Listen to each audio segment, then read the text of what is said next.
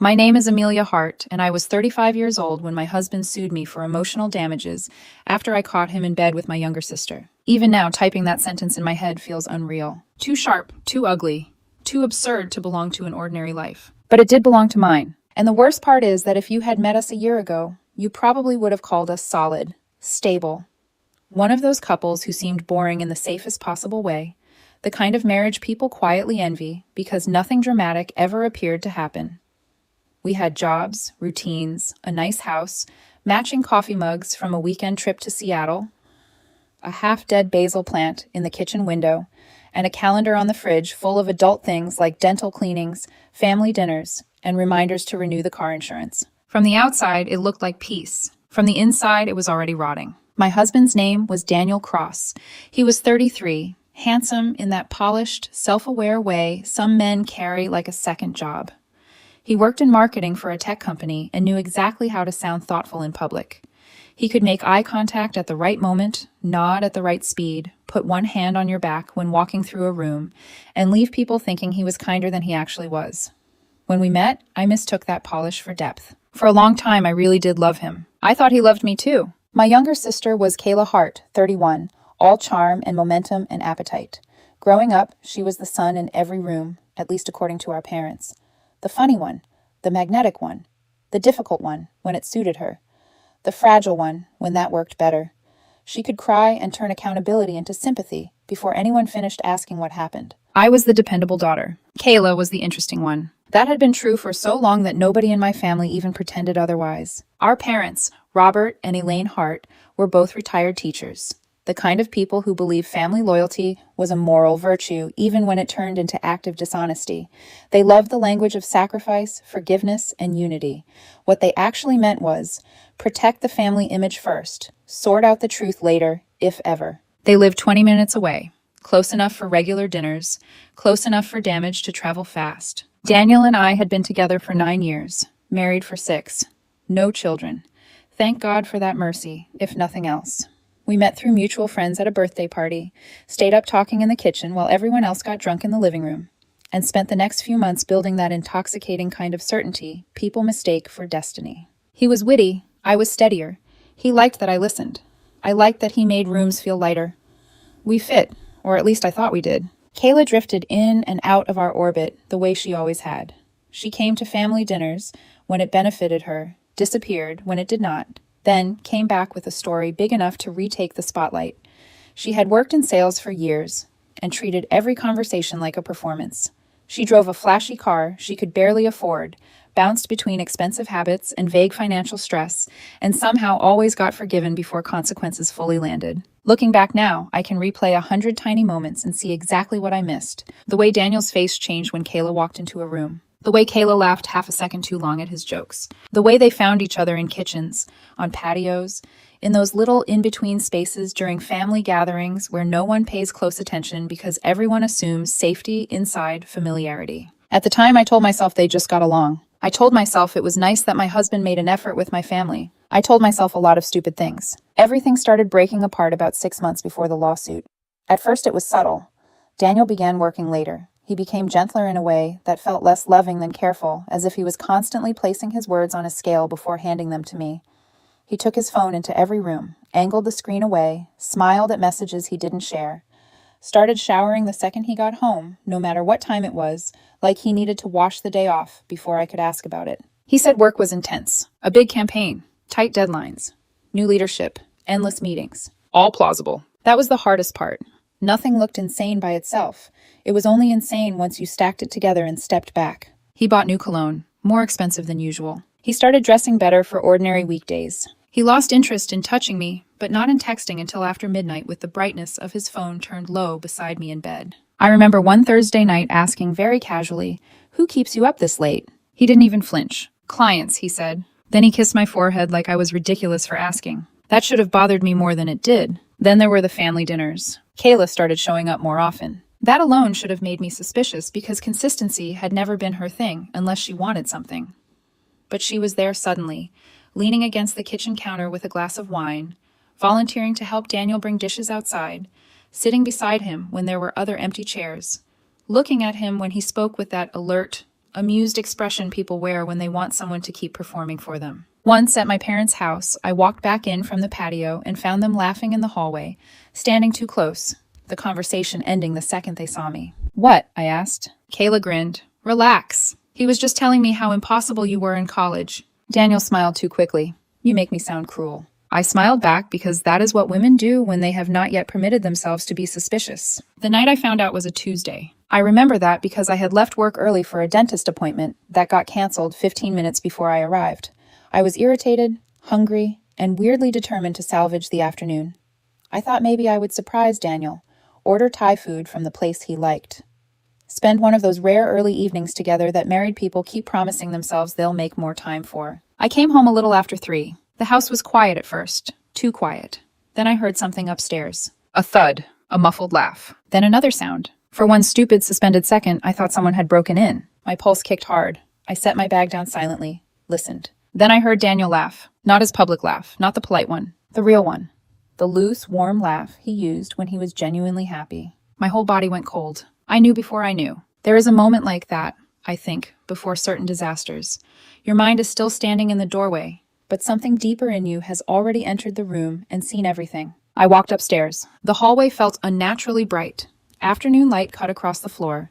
The bedroom door was not fully closed. I pushed it open, and there they were. My husband, my younger sister, in my bed. The bed Daniel and I had picked out together after 2 weekends of arguing about whether firm mattresses were secretly punishment devices designed by bitter chiropractors. The bed where we had slept on Christmas mornings and lazy Sundays and nights when I thought ordinary love was enough to keep a life intact. Kayla screamed first. Daniel jerked back like a man pulled from underwater. Sheets twisted, skin flashed, faces changed. Shame, panic, calculation, all of it in less than a second. I just stood there. I remember the air conditioner humming. I remember one of Daniel's shirts on the floor near the dresser. I remember Kayla reaching for the blanket with shaking hands, and Daniel saying my name once, like that could still mean something. "Amelia." "Get out," I said. My voice didn't sound like mine. It was too flat, too calm. Kayla was the first to move. She grabbed her clothes and fled past me without meeting my eyes. I could smell her perfume as she rushed by. Sweet, expensive, familiar. That detail made me feel sick in a way I still can't quite explain. Daniel stood up halfway, then stopped when he saw my face. "Please let me explain." I looked at him, at the man I had defended, trusted, slept beside, built a home with. "There is nothing," I said quietly, "that could come out of your mouth right now that would make this less disgusting." He started crying, actually crying. I think that may have been the moment something inside me detached for good, because even then, even with my marriage bleeding out in front of me, part of me looked at him and thought, unbelievable. You still think your feelings are the center of this room. "I'm leaving for tonight," I said. "When I come back tomorrow, don't be here." "Amelia, please." I held up my hand. And maybe the strangest part of that day is that he listened. I turned, walked downstairs, picked up my bag, got in my car, and drove to the nearest hotel like a woman following directions she did not remember receiving. I checked in, went upstairs, sat on the edge of the bed in a room that smelled faintly like bleach and old air conditioning. I didn't cry. I didn't call anyone. I didn't scream. I just sat there, replaying the image in loops so violent and precise they felt like physical blows. Daniel's face, Kayla's scream, my bed, my house, my life suddenly split down the middle into before and after. And sometime around midnight, staring at the hotel wall with untouched room service fries going cold beside me, one thought finally rose above the shock. That hadn't looked like a first time. Not even close. I barely slept that night. Not because I was crying. That would have been simpler. Crying would have at least meant the pain had somewhere to go. Instead, it just sat inside me like a slab of ice. Every time I closed my eyes, I saw the same image again. Daniel's bare shoulders, Kayla's hand snatching at the sheet, the stunned animal look on both of their faces when they realized I was standing there. My mind kept circling the same impossible question from different angles, as if changing the route might somehow change the answer. How long? How many times? How many family dinners had ended with them looking at each other across the table while I poured coffee and cleared plates and thought my life was intact? By morning, the numbness had sharpened into something cleaner. Not peace, just clarity. I checked out of the hotel a little after 8, drove home, and told myself I would give Daniel 10 minutes to collect whatever was left of his dignity before I said anything final. I expected him to be gone, or at least halfway gone. A suitcase missing, closet door open, something that suggested he understood what he had destroyed. Instead, his car was still in the driveway. I sat there with both hands gripping the steering wheel until my knuckles hurt. Then I got out and walked inside. The house smelled like stale coffee and guilt. Daniel was in the kitchen wearing yesterday's jeans and a gray t-shirt, like this was a rough morning after an argument rather than the day after I caught him sleeping with my sister in our bed. He looked terrible, eyes bloodshot, hair messy. No performance left in him, at least not the polished kind. "Amelia," he said, standing up too fast, "thank God, I was scared you wouldn't come back." I set my keys on the counter and looked at him. "I told you not to be here." I know. He dragged both hands over his face. I needed you to hear me before you make this bigger than it already is." That sentence, "make this bigger than it already is." I actually laughed. A small stunned sound, nothing warm in it. "You were sleeping with my sister," I said. "In my bed. I don't think I'm the one making anything bigger." He flinched, but only for a second. Then I watched something familiar slide back into place behind his eyes. The part of him that always rearranged facts until they served him. "It's not what you think." There are very few phrases more insulting than that one when someone has been caught with the truth still on their skin. I stared at him. He took that as permission to keep going. "Kayla and I," he swallowed hard. "This didn't start the way it looked. It wasn't some cheap thing. It wasn't just sex." I folded my arms and leaned against the counter because if I stayed standing straight, I thought I might either slap him or throw up. "How comforting." He ignored the sarcasm. "We've been trying to stop for months." There it was. Not denial. Not a one-time mistake. An admission. A grotesque, polished admission. "How long?" I asked. He hesitated. That hesitation told me the real number before his mouth did. "About a year." A year. The room didn't spin. That would have been dramatic, almost kind. Instead, everything stayed horribly stable. The light through the kitchen window, the hum of the refrigerator, the ceramic fruit bowl my mother bought us 2 Christmases ago. Reality kept sitting there calmly while my marriage cracked down the center. "A year," I repeated. He nodded once, eyes wet again. "We didn't mean for it to happen." I smiled at him then, and I think it unsettled him more than if I had screamed. "That's interesting," I said softly, "because usually affairs that last a year involve a fairly shocking amount of planning." "Please don't do that." "Do what?" "Turn cruel." His voice sharpened. "I know you're hurt, but you're not seeing this clearly." I pushed away from the counter. "No, Daniel, I am seeing it clearly for the first time." He started pacing then, the way he always did when he wanted to look overwhelmed instead of cornered. "You've been distant for so long, Amelia. You know that. You live in your routines, your work, your lists, your schedules. I've tried to talk to you. I've tried to tell you I felt alone." I just watched him. This was the real performance. Not tears. Not regret. Reframing. "You felt alone," I said. "So you slept with my sister." He exhaled like I was being childish. "You reduce everything to the ugliest version possible." I almost admired the audacity. "You know what?" he said, stepping closer. "Fine, yes. It started wrong. But what Kayla and I have is real. She listens to me. She understands me. She makes me feel." "Stop." He went quiet. I held his gaze. "Do not stand in my kitchen and talk to me about your feelings for my sister like I'm supposed to respect them." His jaw tightened. I could see the shift as clearly as weather moving across glass. The grieving husband mask slipped.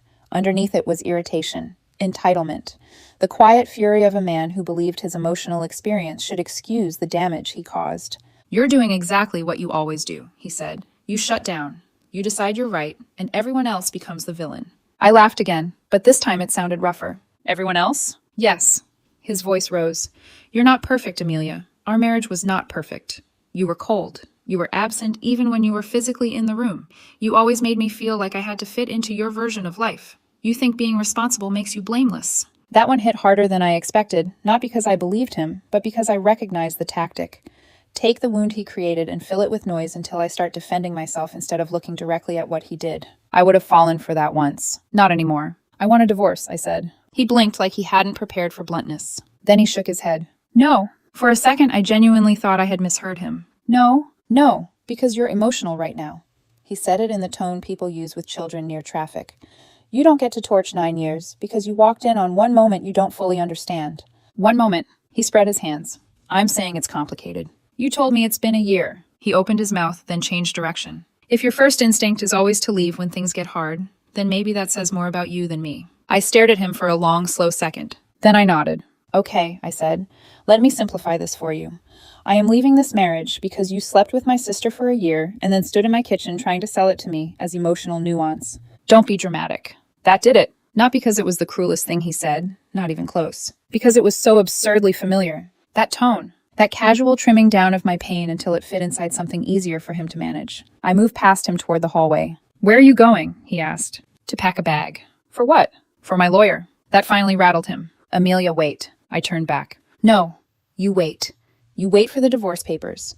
You wait for the bank to call when I separate what's mine.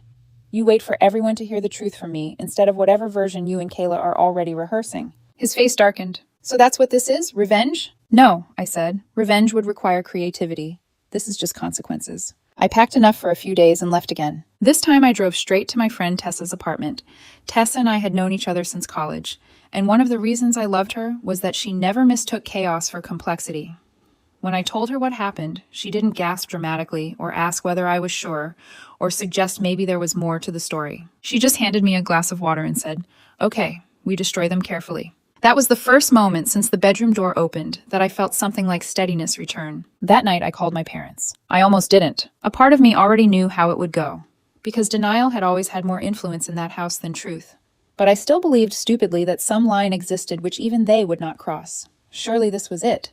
Surely finding out their son-in-law was sleeping with their younger daughter behind their older daughter's back would force at least a brief encounter with reality. My father answered on the second ring. "Amelia." His voice was strange, too measured. "You know?" I asked immediately. A pause. Then, "Daniel called earlier." Of course he had. I closed my eyes. "And?" My mother's voice came on speaker.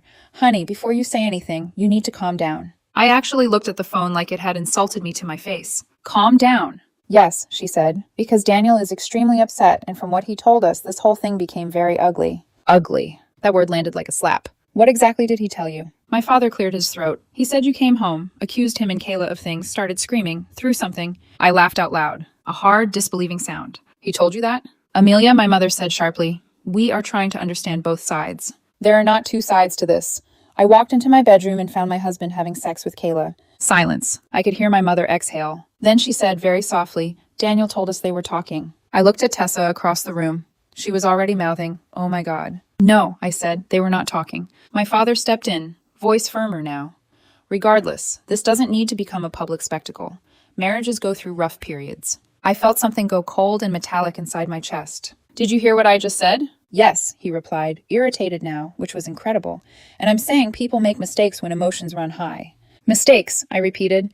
"Sleeping with your daughter's husband for a year is a mistake." "Don't use that tone with us," my mother snapped. "We raised you better." The room went very still around me. Daniel cheating on me with my sister was apparently survivable. My tone was the scandal. "Where is Kayla?" I asked. Another pause. Then my mother answered, quieter this time, as if the lie would sound gentler at a lower volume. "She's here." I said nothing. My father rushed to fill the silence. "She was hysterical, Daniel too. They both came over. We didn't know what else to do." They both came over. Together. To my parents' house. For comfort. After I caught them in my bed. I sat down slowly on the edge of Tessa's couch because suddenly my knees no longer felt fully reliable. "She's there," I said, "with him." "They're in separate rooms," my mother said quickly, which told me she had already defended this arrangement to herself at length. I almost admired the efficiency.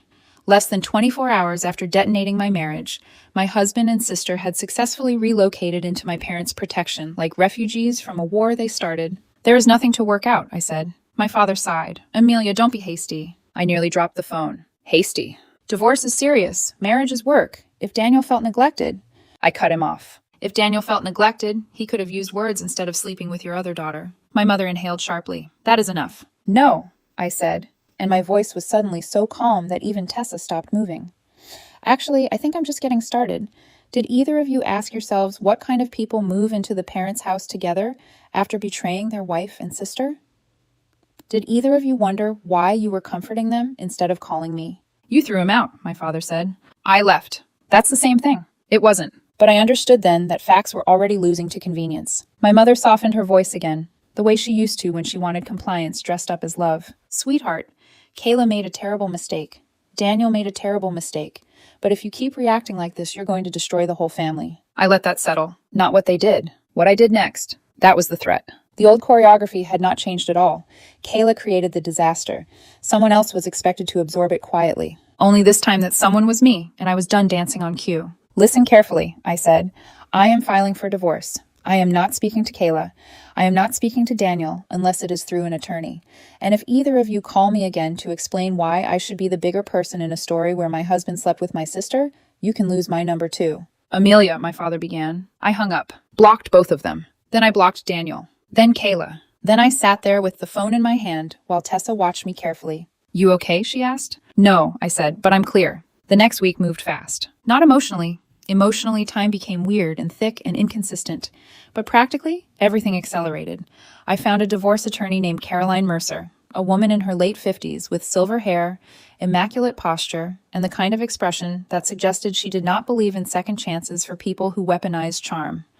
I liked her instantly. After I told her the broad version, she said, "Good. You're not asking whether you should forgive him." "No." "Even better." We started the paperwork that afternoon, and then the money started talking. That was the phrase Caroline used when she pulled the first set of account statements across the desk. "People lie beautifully," she said. "Money usually doesn't." Daniel had been siphoning funds from our joint account for months, not enough at once to trigger immediate alarm. Just small, disciplined theft, disguised as ordinary life. A few hundred here, 1,000 there.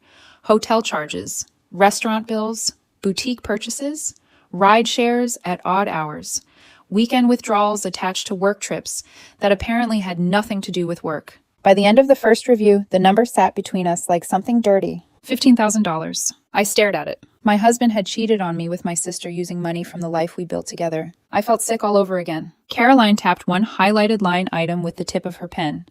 Riverside Hotel, repeatedly. I looked down. Same hotel. Different dates. Same pattern. I remembered Daniel telling me he had late strategy meetings, brand dinners, networking events, one overnight conference prep session that made him too exhausted to drive home. I had believed him, not because I was weak, because trust is, by definition, the decision to stop treating love like a crime scene. But now every line on those statements felt like fluorescent evidence. Jewelry in February. Nothing for me on Valentine's Day. Flights booked under a corporate excuse. Restaurant tabs for places Daniel claimed he had never even heard of. I sat back in the chair and pressed my fingertips to my temple. "I paid for it," I said quietly. Caroline didn't soften. "Yes," she said. "It appears you did." That honesty helped more than pity would have. I changed every password I could think of that night. Streaming accounts, utilities, shared subscriptions, cloud storage, banking apps. Petty? Maybe. But there was something deeply stabilizing about cutting off invisible access point by point, like sealing windows in a house after a storm. Daniel texted from an unknown number around midnight. "You changed everything? Seriously?" I stared at the message. Then at the 3 dots that appeared, vanished, appeared again. "We need to talk like adults." I blocked that number too. The next morning, Caroline called. Her tone was different this time, sharper. "Well," she said, "it seems your husband has decided to make this even uglier." I sat up straight. "What now?" "He filed suit." I blinked. "For divorce?" "No." A pause. Then she said, with the kind of disbelief only a seasoned lawyer can make sound elegant, "He is suing you for emotional distress." And just like that, the war changed shape. When Caroline first said the words, I thought I had misheard her. "Emotional distress," I repeated. "Yes." I sat very still at my kitchen table, my temporary kitchen table, in Tessa's apartment, because I still could not bear the idea of living full-time inside my own house yet, and waited for the rest of the sentence to become less absurd. It didn't. Caroline let out a slow breath on the other end of the call. Intentional infliction of emotional distress, wrongful removal from the marital home, reputational harm, psychological trauma, property destruction, threats to personal safety. He's seeking $150,000 in damages. I stared at the wall. Then I laughed. I didn't mean to. It just came out.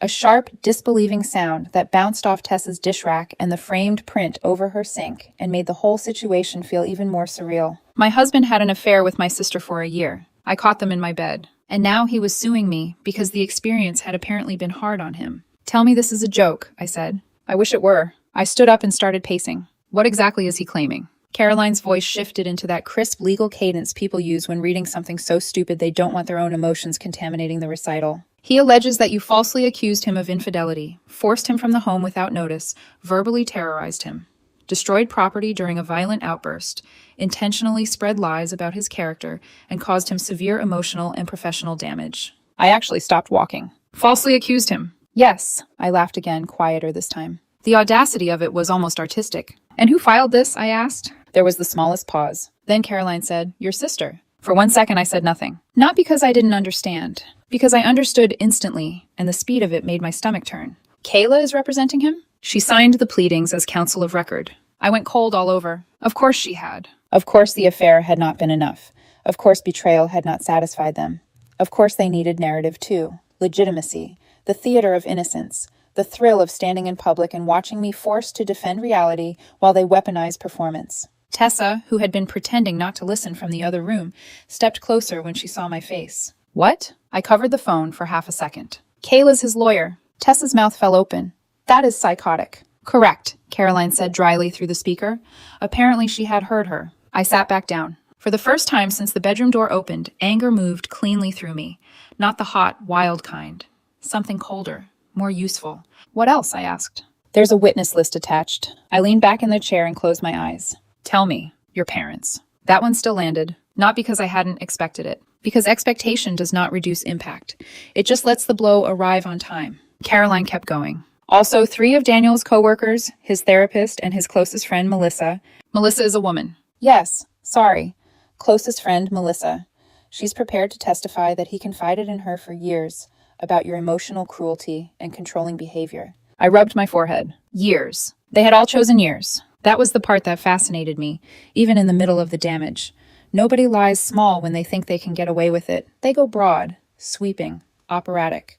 They do not just want innocence, they want mythology. What are my parents saying? I asked. Caroline shuffled papers. That you were cold, distant, harsh, difficult to live with, dismissive of Daniel's emotional needs, and prone to angry outbursts. I smiled without meaning to. What? Caroline noticed the shift. What are you thinking? I'm thinking, I said softly, that they're all too confident. There was a pause. Then, explain. I stood up and walked to the window over Tessa's sink. Outside, someone was walking a dog in the afternoon sun. A delivery truck rolled slowly past. Normal life moved along with insulting steadiness, while mine was being rewritten by people who had mistaken shamelessness for strategy. They think this is about who tells the better story, I said. It often is, unless someone has hard evidence. I turned back toward the room, and that was when something clicked, not all at once. More like a door inside my head unlocking. Evidence. Hard evidence. I looked at Tessa, then back at nothing, my brain moving faster now. The house. The security system. The cloud storage. 2 years earlier, after a string of break-ins in the neighborhood, Daniel and I had installed a comprehensive security system. Front door camera, back door, living room, kitchen, hallway, garage. Most of it had been my idea at first. Practical, ordinary, forgettable. The bedroom camera had been his. I remembered that suddenly and with vicious clarity. He had watched some true crime documentary, convinced himself that intruders always entered through vulnerable blind spots, and insisted that if someone ever got into the house while we were sleeping, we would want every angle covered. I thought it was excessive, but he pushed. Eventually I shrugged and signed the paperwork because he was weirdly passionate about it, and I had more important things to do than debate surveillance placement for 3 days. For months after installation, the cameras were a thing we occasionally checked and mostly ignored. Then they became part of the background. Then, after enough time passed, I forgot about them almost completely. Now I turned away from the window so quickly I nearly knocked over Tessa's fruit bowl. What? She asked. I was already grabbing my bag. The cameras. Caroline went silent. Then, what cameras? Our home security system. Another silence. This one different. Electric. Amelia, Caroline said carefully, are you telling me there may be footage? I don't know yet, but I did. Or at least some buried, brutal part of me already did. I drove to the house that evening with my pulse beating in my throat. The place looked the same from the outside. Quiet. Polite. The front steps still needed repainting. The hydrangeas by the mailbox had started to brown at the edges. Our home had not done anything wrong. That almost made it harder. I unlocked the door and stepped into silence. No voices. No perfume. No Daniel. No Kayla. Just the faint smell of wood polish and the ghost of what I used to think safety felt like. I went straight to the office, opened the security app on my laptop, and logged into the cloud archive. The footage library loaded in a tidy grid. Dates. Times. Camera labels. Living room. Kitchen. Primary bedroom. Hallway. My hand froze on the mouse. I did not want to see it. That mattered. People love to imagine that truth is always a relief. But sometimes truth is just a blade you pick up because the alternative is letting someone else use it on you first. I selected the bedroom camera, scrolled back 3 months, clicked. At first there was nothing. An empty room, a timestamp in the corner, muted afternoon light. Then Daniel walked in. He was laughing at something off screen. A second later, Kayla followed him. She was wearing one of my guest robes. I stopped breathing. There is a special kind of nausea that comes from watching your life become evidence. It is different from discovering betrayal in real time. Discovery is raw, chaotic. The body reacts before the mind organizes it. But video is colder. Video forces you to sit there and absorb details. It repeats if you let it. It does not blink. It does not soften. It does not let anyone reframe what happened. I watched Daniel kiss my sister. Watched her pull him toward the bed. Watched both of them move with the ease of people who had done this before. Not once. Not as a reckless mistake, but with routine, practice, confidence. I shut the laptop too fast and stumbled back from the desk like it had burned me. Then I leaned both hands against the wall and stayed there, breathing through my mouth, staring at the paint. For several seconds, I couldn't move. Then I opened it again. I kept going. Living room footage, kitchen footage, another bedroom clip, another one. Different dates, different clothes, different lies attached to each day that now replayed in my head with unbearable precision. That team dinner, that late campaign review. That night, Kayla texted the family group chat saying she had food poisoning and couldn't make dinner at our parents' house. She had not been sick. She had been in my kitchen with my husband, half undressed and laughing. I sat in that chair for what felt like hours, though it was probably less than one, and forced myself to watch enough to understand the scale. It wasn't one video. It wasn't a handful. It was an archive, a pattern, a structure of deception so expansive it almost stopped feeling personal and started feeling industrial. By the time I finally called Caroline back, my voice sounded scraped clean. I found it, I said. How bad? I looked at the screen. Daniel and Kayla froze in mid-laugh in the living room on a date from January, like a promotional still for a life they stole from me in pieces. Bad enough to end this. Her silence this time contained satisfaction. Can you preserve everything? Yes. Do it immediately. Copies, backups, external drive, secure transfer. Do not trust one location. Do not edit. Do not rename anything carelessly. Preserve timestamps. I know. I'm aware you know, she said, and for the first time since I hired her, I could hear genuine admiration under the professionalism. I'm just telling you what I'm legally required to tell you before I say the more honest thing. What's the honest thing? They are finished. I made copies that night. Encrypted backups. External drives. One secure upload to Caroline's litigation portal. One local duplicate locked in a fireproof box. I did all of it methodically, almost peacefully, because technology was one of the few places my brain still understood rules. Inputs. Outputs. Storage. Redundancy. Verification. Truth held in code and timestamps and file integrity instead of memory and tone and family mythology. When the upload completed, Caroline called again. Amelia, she said, and I could hear paper shifting as she reviewed the clips in real time. I need to ask a legal question before I say anything else. Was the system disclosed to both of you during installation? Yes. And he knew the bedroom camera was active? He pushed for that one. Excellent. There was a pause. Then lower. My God. I sat on the office floor with my back against the desk. How much is there? At a glance, a lot. I gave a brittle laugh. That's a technical term. It is tonight. She sounded almost giddy now, which under other circumstances would have disturbed me.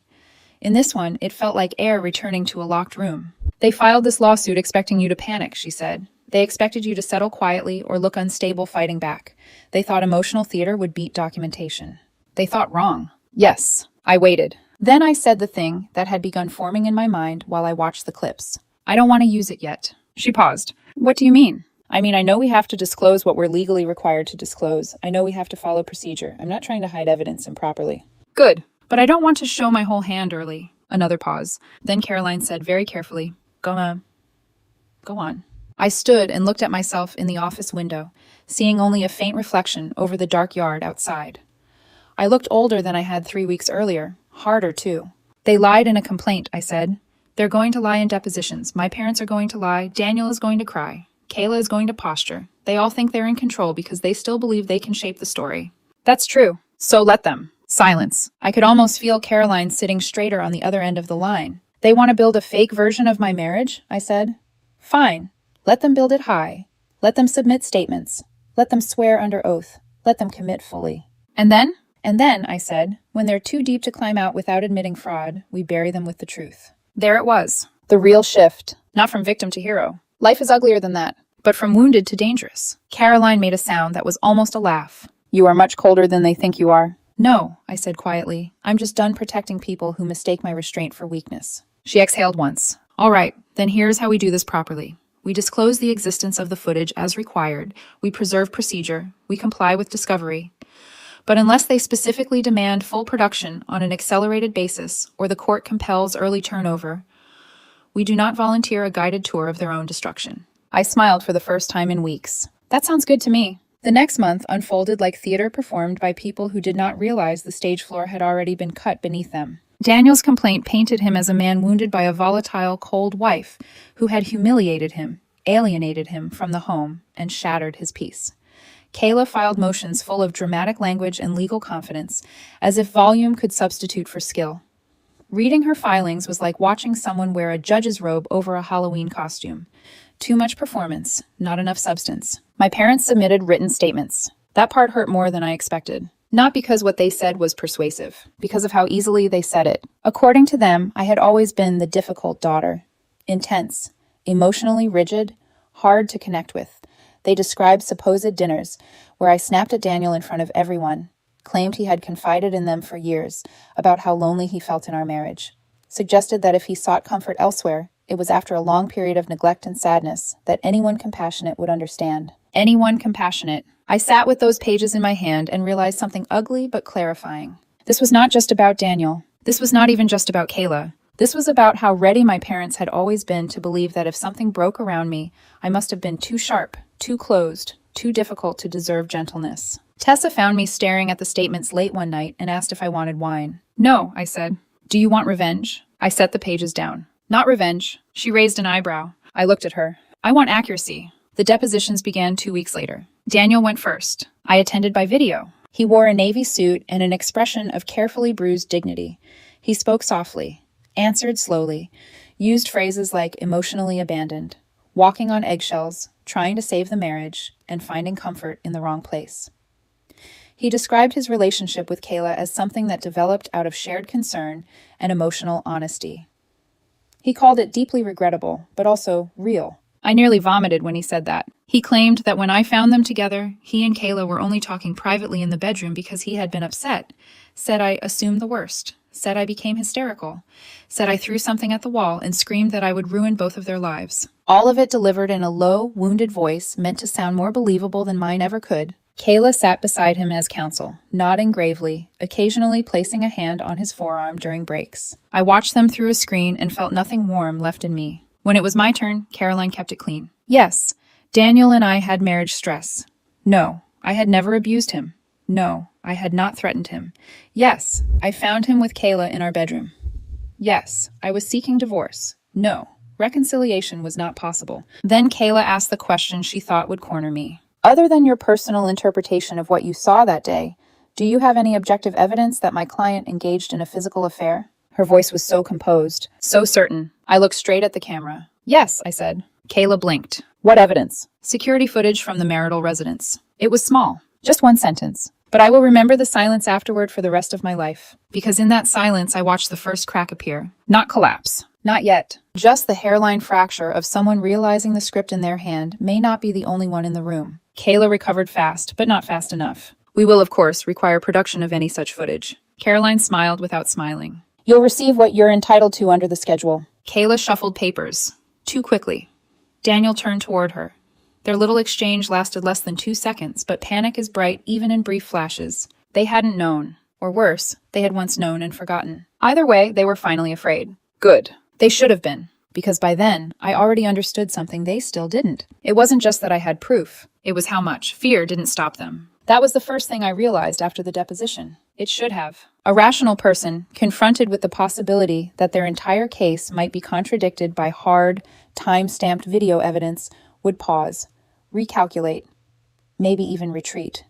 But Daniel and Kayla weren't operating on rationality anymore. They were operating on momentum and pride, and the dangerous belief that if they just kept pushing the story hard enough, it would become true. The weeks that followed proved it. Discovery moved forward like nothing had changed. Kayla sent requests for documents with the same confident tone as before. Daniel submitted supplemental statements reinforcing his claims. My parents doubled down in writing, expanding on their earlier descriptions of me as emotionally distant and difficult to love. That last phrase stayed with me longer than I wanted to admit. Difficult to love. I read it again late one night, sitting at Tessa's kitchen table, the words lit up in the soft glow of her overhead light. Not unfaithful, not dishonest, not cruel, just difficult. As if difficulty justified betrayal. As if complexity was a flaw that invited punishment. I set the paper down and exhaled slowly. That was when I understood something I should have recognized years ago. They weren't lying because they believed it. They were lying because it was easier than facing what they'd done. Caroline called the next morning. They've requested the footage formally, she said. I poured coffee into a mug I didn't recognize, Tessa's, chipped at the rim, and leaned against the counter. And? We respond according to schedule. We don't accelerate. We don't delay improperly. We comply. And we don't educate them. She almost laughed. No, she said, we do not educate them. That became the rhythm. We disclose just enough. Confirm the existence of the footage. Maintain procedural compliance. And otherwise let them keep talking. Let them keep building. Let them keep committing. The turning point came 2 months later. Kayla filed a motion for summary judgment. Even Caroline had to pause when she read it. "They're asking the court to rule in their favor without a full trial," she said. I stared at her through the screen. "On what basis?" "On the basis that their evidence is overwhelming." I let that settle. Overwhelming. It would have been funny if it weren't so aggressively delusional. "What did they submit?" I asked. "Affidavits, statements, therapist testimony, your parents' declarations, co-workers describing you as controlling. A very dramatic narrative about emotional abuse. And no mention of the footage." "No." I smiled. That was the moment I knew. They hadn't just underestimated me. They had erased me. In their version of reality, I wasn't a threat anymore. I was just an obstacle already handled. Caroline exhaled slowly. "This is bold." "That's one word for it." She hesitated. "Amelia, this is where we respond." I nodded. "I know. And I'm going to recommend something strategic." "I'm listening." "We don't unload everything." "Of course not." "We give the court just enough to understand that their motion is not just weak, it's dangerous." I leaned forward slightly. "What does that look like?" Caroline's voice sharpened, the way it always did when she moved from analysis to execution. "It looks like one image." I didn't speak. "One still," she continued. "Timestamp visible. Context undeniable. Not explicit beyond necessity, but unmistakable." I closed my eyes for a second. That image already existed in my head. I had seen too many of them. "Okay," I said. "And then," she added, "we attach a statement." "What kind of statement?" She didn't hesitate. "The defendant possesses approximately 40 hours of video evidence demonstrating that the plaintiff's claims are entirely fabricated." 40 hours. Even hearing it said out loud felt surreal. "That's going to land," I said quietly. "Yes," Caroline replied. "It's going to land exactly where it needs to." We filed the response that afternoon. One image, one statement. No theatrics, no over-explanation. Just truth introduced like a blade sliding under a locked door. The court responded faster than I expected. 2 hours. That's all it took. The motion was denied. Flatly. No hesitation. No ambiguity. "Trial will proceed as scheduled." I sat with that notification open on my laptop and felt something shift again. Not relief. Not yet. But inevitability. They had tried to skip the part where the truth showed up. Now they didn't have that option anymore. The fallout was immediate. Kayla called me that night, from a number I didn't recognize. I stared at it until it stopped ringing. Then it rang again. I let it go. A message came through a minute later. "We need to talk. This is getting out of hand." I almost admired the phrasing. Getting out of hand. As if she hadn't spent months carefully guiding it there. I blocked the number. Daniel emailed. Long. Rambling. Desperate in a way that tried very hard not to sound desperate. He said we needed to resolve this privately. That dragging everything into court would destroy everyone. That no one wins if this goes public. That line almost made me laugh. No one wins. He had already decided who was allowed to lose. I deleted the email. My parents left a voicemail. My mother's voice, softer than before, threaded with something new. Not remorse. Fear. "Amelia, please call us. We think there's been some misunderstanding. We didn't realize. We didn't know." I didn't listen to the rest. I already knew how this part worked. They wanted to renegotiate their position now that the ground was shifting. Not because they suddenly understood, because the cost of not understanding had become visible. I blocked their number again. Tessa watched me do it from across the room. "No hesitation," she said. I shook my head. They hesitated for me. That was enough. 3 days before trial, Kayla filed an emergency motion. Caroline read it out loud with something very close to amusement. "They're trying to exclude the video evidence." "On what grounds?" "Privacy violation." I stared at her. "Seriously?" "Yes." I leaned back in my chair. They were having an affair in a house with a documented security system they both knew about. "I'm aware," Caroline said. "They're arguing that the bedroom footage is an invasion of personal privacy." I almost laughed. "They installed that camera." "She did," Caroline corrected. That detail mattered more than I expected. Kayla had insisted on the bedroom camera. Now she was trying to pretend it shouldn't exist. There was something almost poetic about that. "What's our response?" I asked. "We remind the court of the installation agreement, the signed consent, and the posted notice about surveillance." And then we let the law do what it's designed to do. The judge denied the motion the next morning. No ceremony, no drama, just a clear clinical rejection. The evidence stood. There was nowhere left for them to go. The night before trial, I went back to the house. Not to look at the footage, not to relive anything, just to stand there, to see if it still felt like mine. It didn't. Not entirely. But it didn't feel like theirs anymore either. It felt neutral. Like a place where something ended. I stood in the living room, looking at the couch where one of the clips had been recorded, and realized something I hadn't let myself think before. I wasn't angry anymore. Not in the way I had been. The sharpness had dulled into something steadier. Colder. Cleaner. Anger burns. This didn't burn. This waited. My phone buzzed in my hand. Unknown number. Again. I answered this time. Silence for half a second. Then Daniel's voice. "Amelia." I closed my eyes briefly. "What?" He exhaled. "Please don't do this." I almost smiled. "I'm not doing anything." "Yes, you are," he said quickly. "You're going to destroy everything.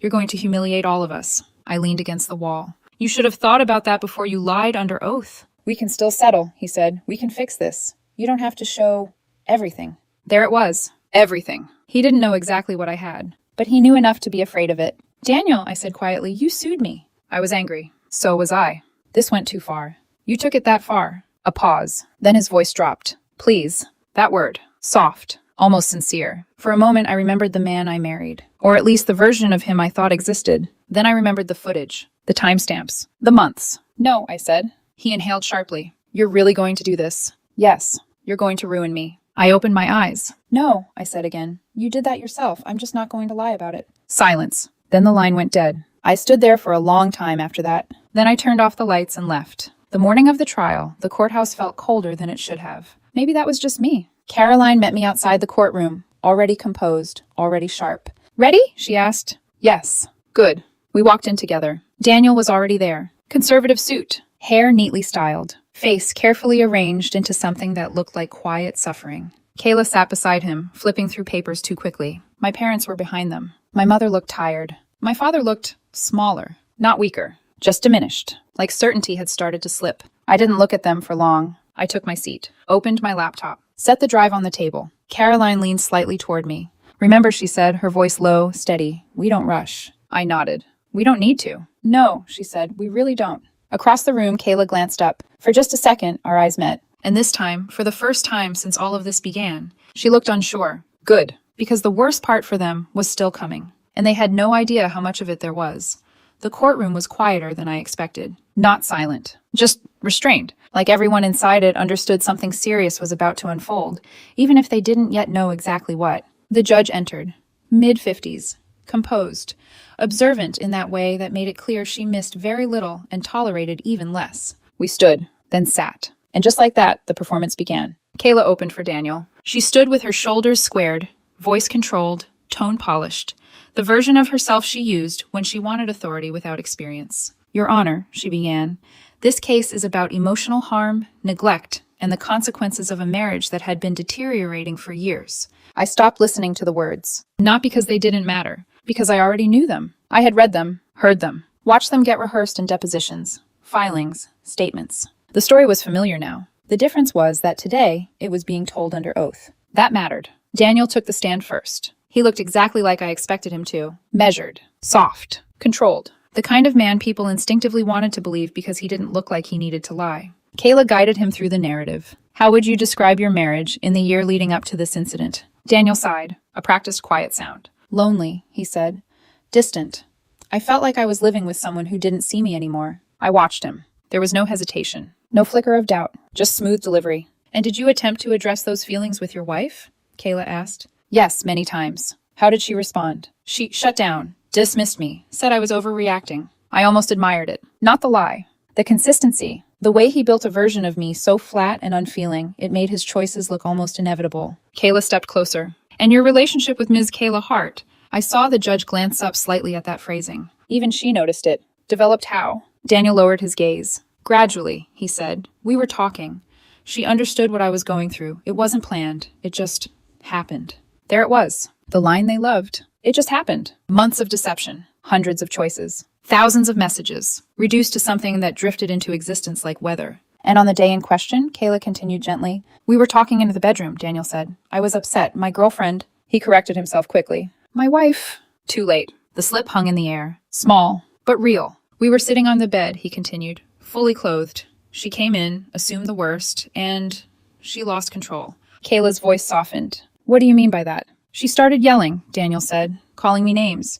She threw a lamp against the wall. I thought she might hurt me. A pause, long enough for sympathy to form. Carefully placed. I didn't move, didn't react, didn't give him anything. Because this was exactly what I had been waiting for. The witnesses followed, one by one. Predictable, structured, convincing if you didn't look too closely. Daniel's coworker described me as intense and overbearing because I had once shown up at his office unannounced. I remembered that day. I had brought him lunch. He had texted me that morning saying he was too busy to eat. But in court, that became control. His therapist spoke next. Used words like trauma, anxiety, emotional suppression. All based on Daniel's version of events. All delivered with clinical certainty. Melissa testified that Daniel had confided in her for years about how I made him feel small. That word again. Small. Everyone loved that word, because it made them sound like victims instead of participants. Then my parents. That was the hardest part. My father spoke first. His voice was steady, familiar. The same voice that had once taught me how to ride a bike. Now it described me as distant, difficult, emotionally unavailable. Amelia has always struggled with connection, he said.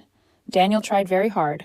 I sat there, hands folded, listening. My mother followed, her voice softer, more emotional. Daniel was like a son to us, she said. We saw how much he cared, and we saw how much Amelia pulled away. Pulled away. That was their language now. Not betrayed. Not lied to. Not humiliated. Pulled away. She looked at me then. Actually looked at me. And for a second, just a second, something flickered. Doubt. Regret. Fear. Too late. 2 full days. That's how long it took them to build their story. 2 days of testimony. Of narrative. Of carefully constructed fiction. By the end of it, if you didn't know better, if you didn't have proof, you might have believed them. That was the terrifying part. Not how outrageous their claims were, but how cleanly they were delivered. Then it was our turn. Caroline stood, calm, precise. Your Honor, she said, will be brief. That alone shifted the room. No drama, no speeches, just confidence. She called me first. I took the stand, swore in, sat down, and told the truth. Not dramatically, not emotionally, just clearly. Yes, we had issues. No, I never abused him. No, I never threatened him. Yes, I found him in bed with my sister. Yes, I left to avoid escalation. No, I did not throw anything. No, I did not scream. No, I did not fabricate anything. Caroline walked me through it step by step. Then she paused, turned slightly, and asked the question. Do you have any evidence to support your account? Yes, I said. The room went still. Even before the word what could be spoken. Everyone knew. Caroline nodded. Your Honor, the defense would like to present video evidence from the marital residence. Kayla stood up immediately. Objection, this evidence was not properly... It was disclosed, Caroline said calmly. In discovery, the plaintiff failed to request full production. The judge looked at Kayla. Is that accurate? Kayla froze, for half a second, then a second longer.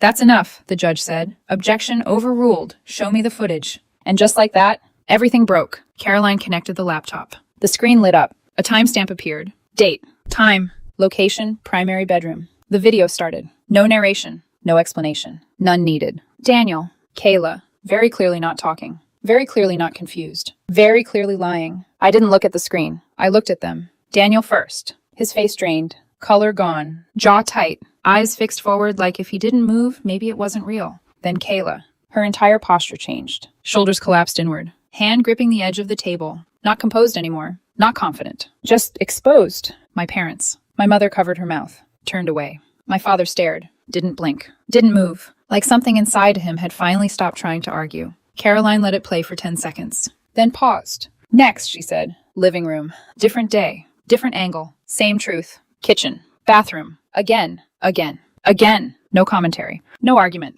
Just accumulation. By the 4th clip, the judge held up her hand. That's sufficient. Her voice had changed. Colder now. Sharper. She looked directly at Daniel. Then at Kayla. Then at my parents. I think I understand what's happening here. No one spoke, because there was nothing left to say. The rest was fast. Almost anticlimactic. The collapse, once it started, didn't drag. It dropped. The judge dismissed Daniel's case immediately. With prejudice. No refiling. No second attempt. Then we moved to the counterclaim. Caroline presented the damages cleanly. Financial loss. Legal fees. Emotional harm. No exaggeration. No theatrics. Just numbers. Daniel didn't even try to defend it properly. Kayla barely spoke. Whatever version of control they thought they had, it was gone. The ruling came quickly. In our favor. $75,000 in damages. Plus legal fees. Plus court costs. Over $100,000 total. Daniel's face didn't change. Not really. It just emptied. Like something inside him had finally given up trying to reshape reality. Then the judge spoke again. Not to me. To them. To my parents.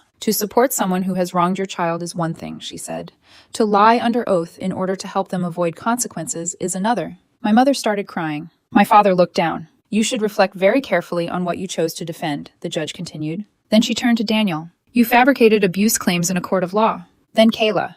And you enabled it as an officer of the court. Silence. Heavy. Final. Court is dismissed. Outside the courtroom, everything felt strange. Too bright. Too normal. People walking. Talking. Cars passing. Like nothing had happened. Carolyn shook my hand. That, she said, was complete. I nodded. Yes. You okay? I thought about it. Then answered honestly. I don't know. Because I had won. Completely. Undeniably. But standing there, I didn't feel victorious. I felt empty. 3 months later, Daniel started calling again. Different numbers. Different tones. The confidence was gone. The certainty. All of it replaced by something smaller. Desperate. Amelia, please, I can't keep up with the payments. They're taking half my paycheck. Delete. Please just talk to me. We meant something once. Block. I made a mistake. I know that now. Silence. He lost his job. Word got out. Companies don't like hiring people who lie under oath. Kayla lost hers too. The bar opened a review. Her confidence didn't look as impressive on record. My parents sent a long email, apologizing, explaining, asking to move forward.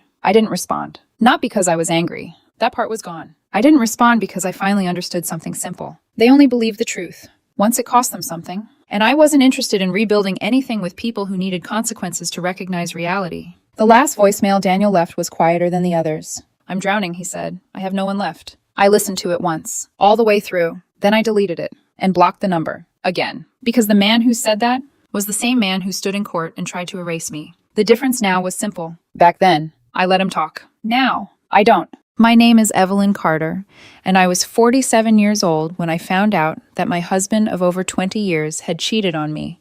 And now the very prenuptial agreement his rich family once shoved in my face was about to leave him with almost nothing. All right. I do not even know how to begin this, but I am sitting here at 3 a.m, staring at the ceiling, and I cannot get the anger out of my head.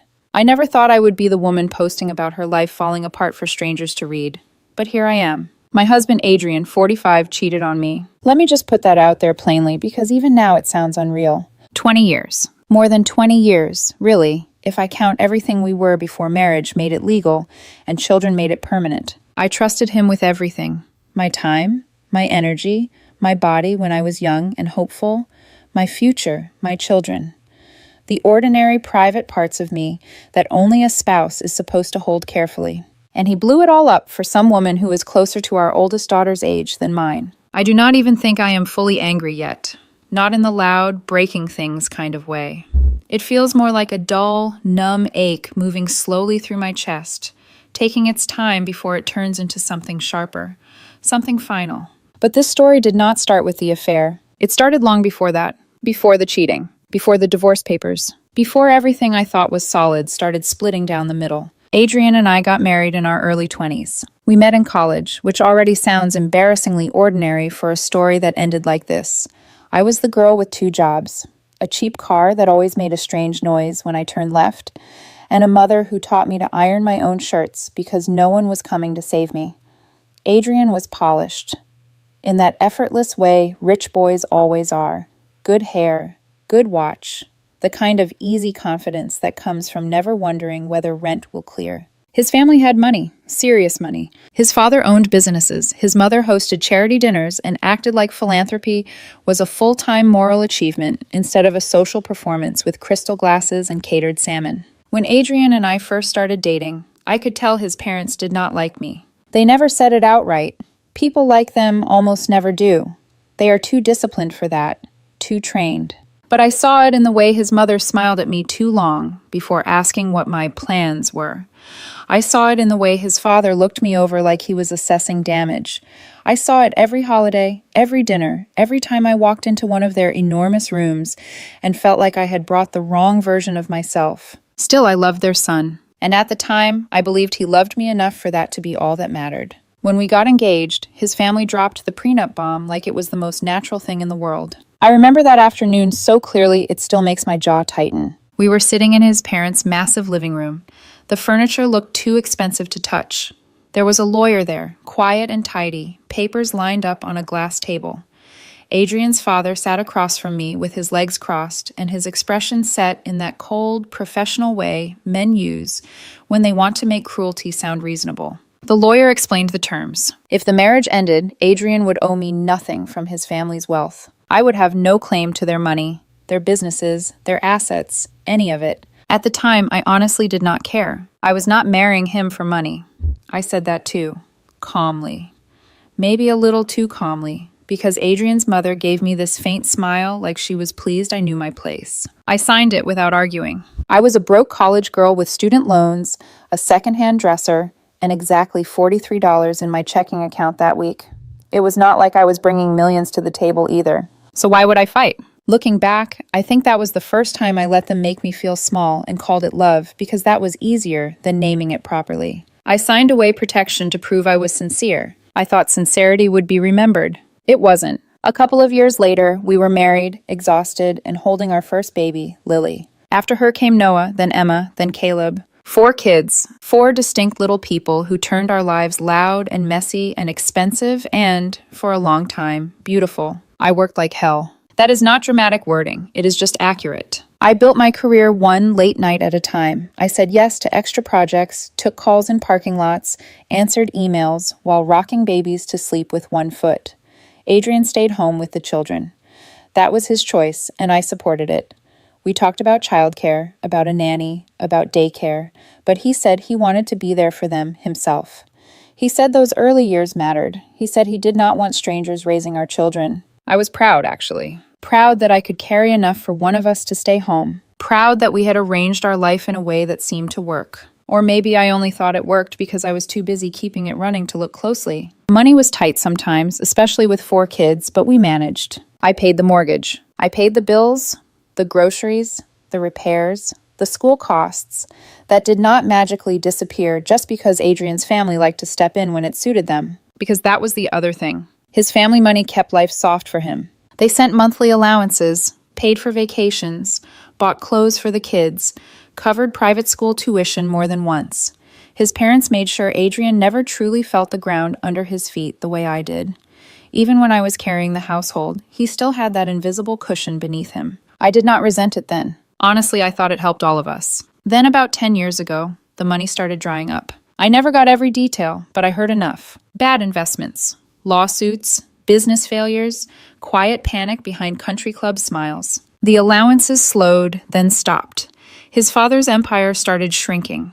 His mother's charity world lost its glitter. It was like watching a chandelier go dark, one bulb at a time. And around then, Adrian changed. Not overnight. That would have been easier to name. He just started becoming harder to live with, more bitter, more restless, more likely to stare at something small, an appliance breaking, a vacation we could not justify, a friend buying a second home, and act like life had personally insulted him. He did not get a job. I did not force the issue. I kept telling myself we were adjusting, that a man raised with comfort would naturally struggle when comfort became conditional. But the complaints started building, about what we did not have, about how things used to be, about how unfair it was that life looked different now. At the time, I thought he was grieving a version of life he had always assumed would be there. I had no idea he was also drifting somewhere I could not follow. That is the part that stings now. After 20 years of me being the steady one, the provider, the person who kept the roof over our heads while he stayed home and played the devoted father, the prenup is not protecting him. It is ruining him. He has no alimony rights because of it. That was part of the deal his family insisted on. The only thing we really own together is the house. And yes, once it sells, he will get his share. But after that, the upkeep, taxes, fees, all the invisible costs of adult life do not disappear because you cry hard enough at the right moment. I know that sounds cold. Maybe it is, but I am past the point of pretending softness will save anyone. I married him because I loved him. I gave him 2 decades. I gave him 4 children and a life he got to live without ever worrying the way I worried. And he repaid me by throwing it away for someone who probably has never stood in a grocery aisle calculating whether to put something back. I do not feel guilty for what the divorce will leave him with. I do not think I should. Actions have consequences, and his are only just beginning. At that point, though, I still did not know everything. I only knew something in our marriage had started to feel wrong in a way I could not yet prove. And if I am honest, the first real crack was not dramatic. It was just a feeling. A small, ugly feeling in my gut that would not go away. It started a few months ago. Work had been rough that year. Layoffs, restructuring, the kind of corporate tension that makes everyone suddenly speak in careful voices and avoid eye contact in meetings because nobody knows whose name will disappear next. I was staying later more often, trying to make myself indispensable, trying to hold the line the way I always did. Normally, Adrian hated that. Normally, he would make comments when I came home late, little irritated remarks dressed up as concern. You missed dinner. Caleb wanted help with something. You really need to slow down. It used to annoy me, but at least it felt like involvement. Then he stopped complaining. At first, I thought maybe he was just adjusting, growing up, accepting the reality of our life after all these years. Maybe he finally understood that pressure at work did not mean I loved my family less. Now I know better. Silence can be as suspicious as criticism when it comes from the right person. One night, I came home later than usual, dropped my keys into the ceramic bowl by the door, and heard Adrian laughing in the living room. Not the distracted kind of laugh people make when they are half watching television. A private laugh. Warm, low, the kind that belongs to a conversation. When I walked in, he looked up at me and immediately set his phone face down on the couch cushion beside him. Too fast. It was such a small thing. So small that I actually felt embarrassed by how sharply I noticed it. He smiled. "You're late." "Big day," I said, shrugging off my coat. He nodded and asked whether I wanted leftovers, and the conversation moved on like nothing had happened. But something inside me had already tilted. I remember standing at the kitchen counter later that night, staring at the microwave clock while soup turned in slow circles, and hearing that ugly little voice in my head ask a question I did not want to hear. Why did he hide the phone? I hated myself for even thinking it. After 20 years of marriage, what was I supposed to do with that? March back into the living room and say, "Hey, I noticed you looked guilty for half a second. Explain yourself?" It sounded insane. So I did what people in long marriages do when the truth first brushes against them. I explained it away. Stress, paranoia, overwork, bad timing. But the feeling did not leave. Over the next few weeks, Adrian got stranger with his phone. He took it everywhere. Bathroom, kitchen, backyard, even the laundry room. He had never been like that. Adrian was not a tech-obsessed person. Half the time he used to leave his phone on the dining table and forget where he put it 2 hours later. He used to joke that I was the one married to my laptop. Now suddenly that phone was glued to him like it contained oxygen. There were other things too. He started running errands more often. Always alone and always at odd times. I would come home and one of the kids would casually mention that Dad had stepped out for groceries or said he needed to pick something up for someone. Then he would come back with one bag, sometimes nothing at all, and some vague explanation that did not quite match the timing. It sounds obvious now. That is the humiliating part. Looking back, the signs feel almost insultingly clear, like my own life was mocking me for not seeing them sooner. But when you have spent 2 decades with someone, your brain does not leap toward disaster. It protects the architecture of your life for as long as it can. It keeps handing you softer explanations because the hard one is too expensive. I kept brushing it off. Then came the day at the strip mall. One of my afternoon meetings got canceled unexpectedly, and for once I did not use the extra hour to catch up on emails in my car or race through errands I had been putting off. I was hungry, tired, and weirdly relieved, so I decided to grab a late lunch before heading home. I was driving across town when I saw our car. I remember blinking at it first, because the sight of it there felt out of place. Adrian had said he was taking care of something near the house. Nothing major. Just one of those shapeless explanations that had become more common lately. But there was our SUV, parked near the edge of a strip mall lot on the far side of town. I pulled in without really thinking. At first I assumed he was shopping, picking something up, sitting in the car on a call. Then I got close enough to see him. He was in the driver's seat, and there was a woman in the passenger seat. I could not see her face clearly from the angle, but I knew instantly she was not one of our daughters. I froze. My hands locked around the steering wheel so hard my knuckles went pale. They were talking, close, comfortable. Not two people having some accidental public conversation. Not strangers, not neighbors. There was an intimacy even in the stillness. A softness in the way his body was turned toward her. I sat there for maybe 10 seconds. Maybe 30. Maybe a whole lifetime. Time does strange things when your life starts cracking in real time. Part of me wanted to drive right up beside them, get out of the car, and force the moment into the open. Bang on the window, make him see my face, make her see me. But another part of me, the older, colder part, stopped me. Not because I was calm, because I was afraid. Afraid of what I would hear. Afraid that once spoken aloud, it would become real in a way I could never undo. So I turned around and drove home. I do not remember the drive. I only remember the feeling of my body moving through it like I had been emptied out. That night, Adrian talked to me the way he always did. Asked whether we were still doing Pizza Friday. Mentioned that Noah had been looking at some internship options.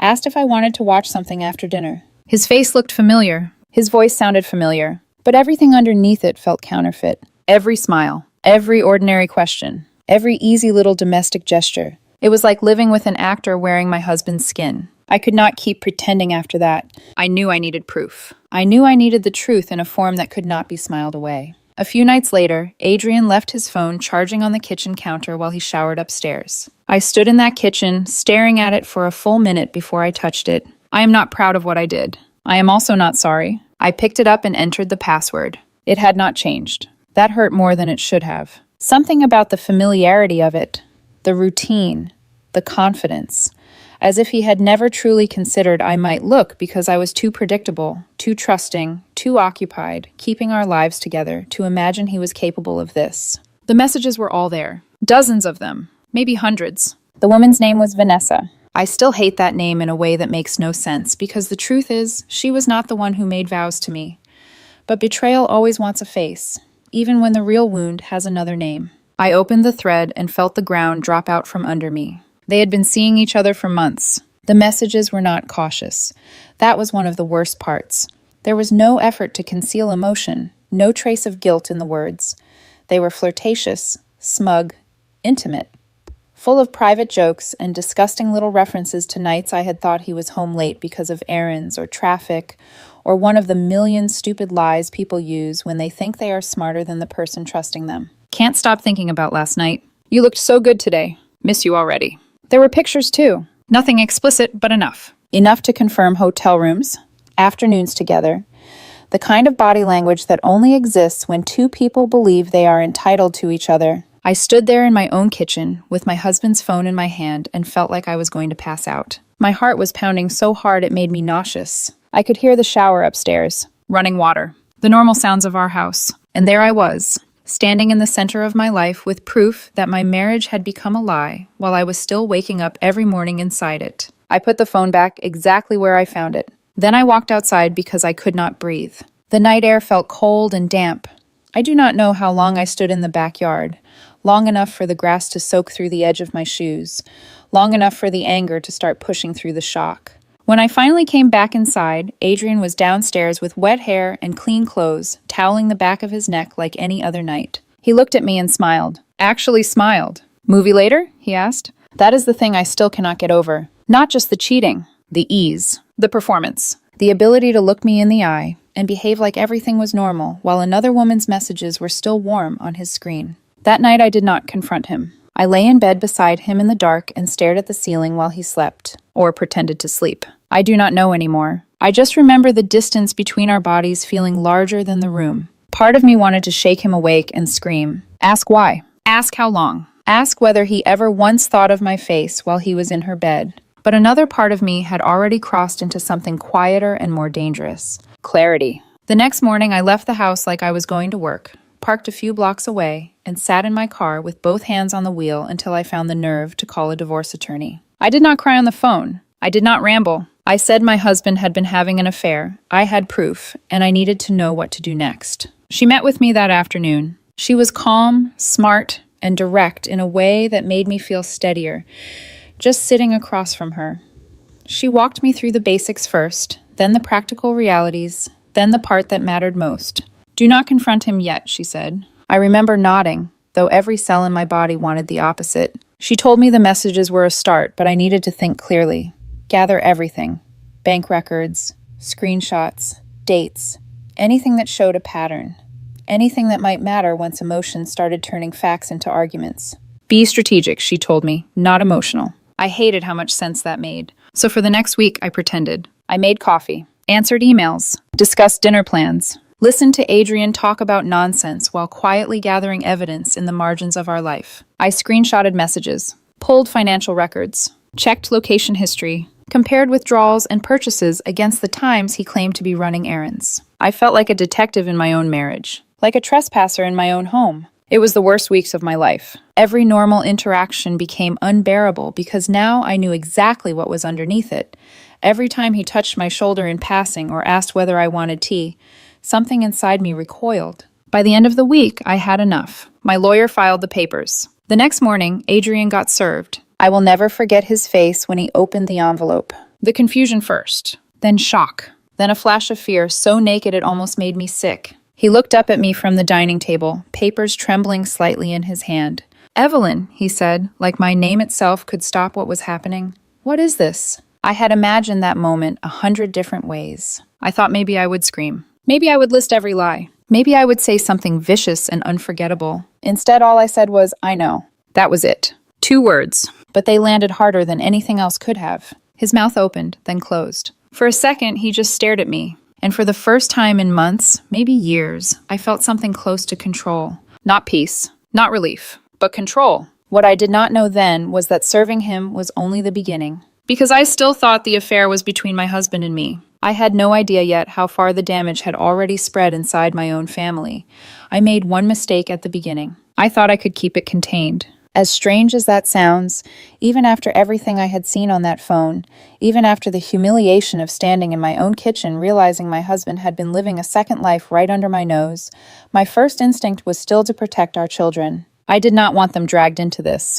They did not deserve to sit in the middle of something so ugly, so adult, so completely avoidable, if one person had just chosen differently. So I told myself I would handle it quietly. That Adrian and I would separate, divorce, and explain it in softer terms. Irreconcilable differences, growing apart, something vague enough that it would not fracture how they saw their father. That lasted less than 24 hours. The moment Adrian was served, he stopped pretending. And instead of facing me, instead of owning what he had done, he went straight to the kids. I was not there when it happened. I heard about it later, piece by piece, from different voices, each one carrying a slightly different version of the same story. He gathered them in the living room, sat them down like it was some kind of serious family meeting, and then he cried. That part does not surprise me anymore. Adrian always knew how to perform emotion when it benefited him. He told them I was giving up on the family, that I was rushing into divorce over one mistake. One mistake, like he had forgotten to pick someone up from the airport, like he had missed an anniversary dinner. Not months of lying. Not another woman. Not the slow, deliberate dismantling of a marriage. Just one mistake. When I first heard that phrase, something inside me went so still it scared me. Not explosive anger. Not even disbelief. Just this cold, quiet recognition that I was not dealing with someone who felt remorse in any meaningful way. I was dealing with someone who was trying to rewrite reality fast enough to survive it. The kids reacted differently. Of course they did. 4 children raised in the same house, with the same parents, and still completely different people when it came to how they processed something like this. Caleb, my youngest, was the first to come to me. He knocked on my office door that evening, hands shoved into the pockets of his hoodie like he was trying to anchor himself. "Mom," he said, sitting down without waiting to be asked. "What's going on?" I kept my voice steady. "Your father and I are having serious issues," I said. "We're not going to stay married." He nodded slowly, processed that. Then he looked straight at me and asked, "Did he cheat?" No hesitation. No dancing around it. Just the truth, placed carefully between us like something fragile. It hit me harder than I expected. Not because of the question itself, but because of what it meant. He already knew, or at least he suspected enough to ask. I could have lied. I could have softened it. But I have never believed in protecting people with falsehoods that will eventually collapse anyway. So I said yes. I watched the answer land on him. There was anger in his face. Sharp, immediate. But he did not explode. He just nodded once, tight, controlled, and stood up. "Okay," he said. And then he left the room. That was Caleb. No drama, no speeches. Just a line drawn quietly in the sand. Lily reached out next. A text. That was more her style. She has always been softer, more internal. The kind of person who thinks before she speaks and feels things deeply without always showing it. "Is it true?" she wrote. I stared at the message for a long time before answering. "Yes." A few seconds passed. Then, "Did you file for divorce?" "Yes." Another pause. Then just okay. No follow-up. No accusation. No comfort. Just that single word. But I could feel the hurt behind it. The kind that sits quietly in your chest and does not announce itself until much later. Noah called me a few days after that. He sounded tense. Conflicted. "Mom," he said, "is there any way to fix this? For the family?" That question broke something in me a little, because I could hear what he was really asking. Not about love. Not about trust. About stability. About whether the version of our life he understood was about to disappear. I took a breath before answering. "Trust is everything in a marriage," I told him. "And once it's broken like this, you can't just put it back together because you want things to feel normal again." There was silence on the line. "I'm not leaving because I'm angry," I added quietly. "I'm leaving because I can't live with someone who lies to me like that." He did not argue. He did not agree either. He just said, "I understand," in a voice that told me he didn't fully, but he was trying. Then there was Emma, my oldest, the one I had been dreading the most without fully admitting it to myself. Emma has always been close to Adrian, closer than she has ever been to me. Not because I loved her any less, But because I was the one working late, setting rules, saying no when something did not make sense. And Adrian? Adrian was the one who said yes, the one who listened, the one who made things feel easier. So when she showed up at my house a few days later, I already knew it was not going to be a calm conversation. She did not even sit down. "Why are you doing this to Dad?" she demanded. That was the first thing she said. Not what happened. Not "Are you okay?" Not "Can we talk?" Just an accusation. I stayed where I was, calm, because no matter how much that question hurt, she was still my daughter. "Your father cheated on me," I said. I kept it simple, clear, unavoidable. She shook her head immediately, tears already in her eyes. "He said it was a mistake," she said. "He said he's sorry. He wants to fix it." There was something almost desperate in the way she said it. Like if she could just get me to agree, everything would snap back into place. I felt something inside me tighten. "Emma," I said, "this isn't something you fix. This isn't a broken plate you glue back together and pretend it's fine." Her expression hardened. "You're just giving up," she shot back. "You're destroying this family because you're too proud to forgive him." That word, proud, like my refusal to stay in a marriage built on lies, was some kind of ego problem. I wanted to scream. God, I wanted to scream. I wanted to tell her about every late night, every bill paid, every compromise made quietly so the rest of them could live comfortably. I wanted to list everything I had given and ask her where exactly pride fit into that. But I didn't, because yelling would not make her hear me. It would only make it easier for her to dismiss me. So I swallowed it. All of it. "I love you," I said instead. "But this is between your father and me. You don't understand everything that's happened, and it's not your job to fix it." She looked at me like I had just chosen something else over her, like I had picked a side. Then she turned and walked out. After that, every message from her felt the same. Long texts, emotional, pleading. "Your family needs you." He made a mistake. He deserves another chance. Each one sounding less like her and more like something fed to her, something rehearsed, something designed. And that's when I realized what Adrian was doing. He wasn't just trying to save the marriage. He was trying to save himself. He knew the prenup left him exposed. He knew that without me, without the life I had built, he would have to stand on his own in a way he never really had. So he used the one thing he knew could reach me, our daughter. He turned her into a bridge back to me, a pressure point, a voice that could say the things he needed said without him having to take responsibility for any of it. That realization made me angrier than the affair, because cheating is selfish. But this was calculated. This was using our child to manipulate me. I wish I could say I handled it perfectly. I didn't. I tried to stay calm. I tried to explain. I even offered to pay for therapy for Emma because I could see how much this was affecting her. But she refused, said there wouldn't be anything to cope with if I just stopped the divorce. After a while, I had to make a decision for my own sanity. I told her I needed space, that I couldn't keep having the same conversation over and over again, that we would talk again when things had settled. It nearly broke me to say it, but I meant it. Because every time she pushed, every time she repeated his words back to me like they were truth, it felt like I was losing her piece by piece. The others, they stayed more grounded. Caleb stopped talking to Adrian almost entirely after finding out. Lily kept her distance from both of us, but I could feel her leaning toward me quietly. Noah hovered somewhere in the middle, trying not to choose sides, but unable to ignore what had happened. And me, I stood in the middle of all of it, watching my family split along lines I never thought we would draw. I thought the affair was the worst of it. I was wrong, because what was coming next, what happened at Emma's birthday dinner, was the moment everything truly broke.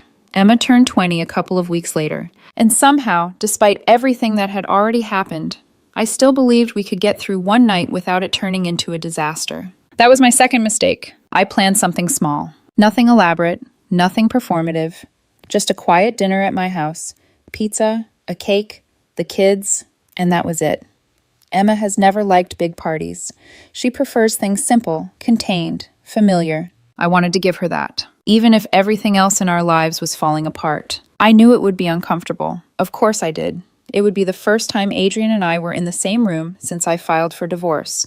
The first time I would have to sit across from him and pretend, at least for a few hours, that we could exist in the same space without reopening everything. I also hadn't spoken properly to Emma since our last argument, but I told myself we could all hold it together for her. So a couple of days before the dinner, I sent one message. One rule: don't bring up the divorce. I wrote it clearly. No room for interpretation.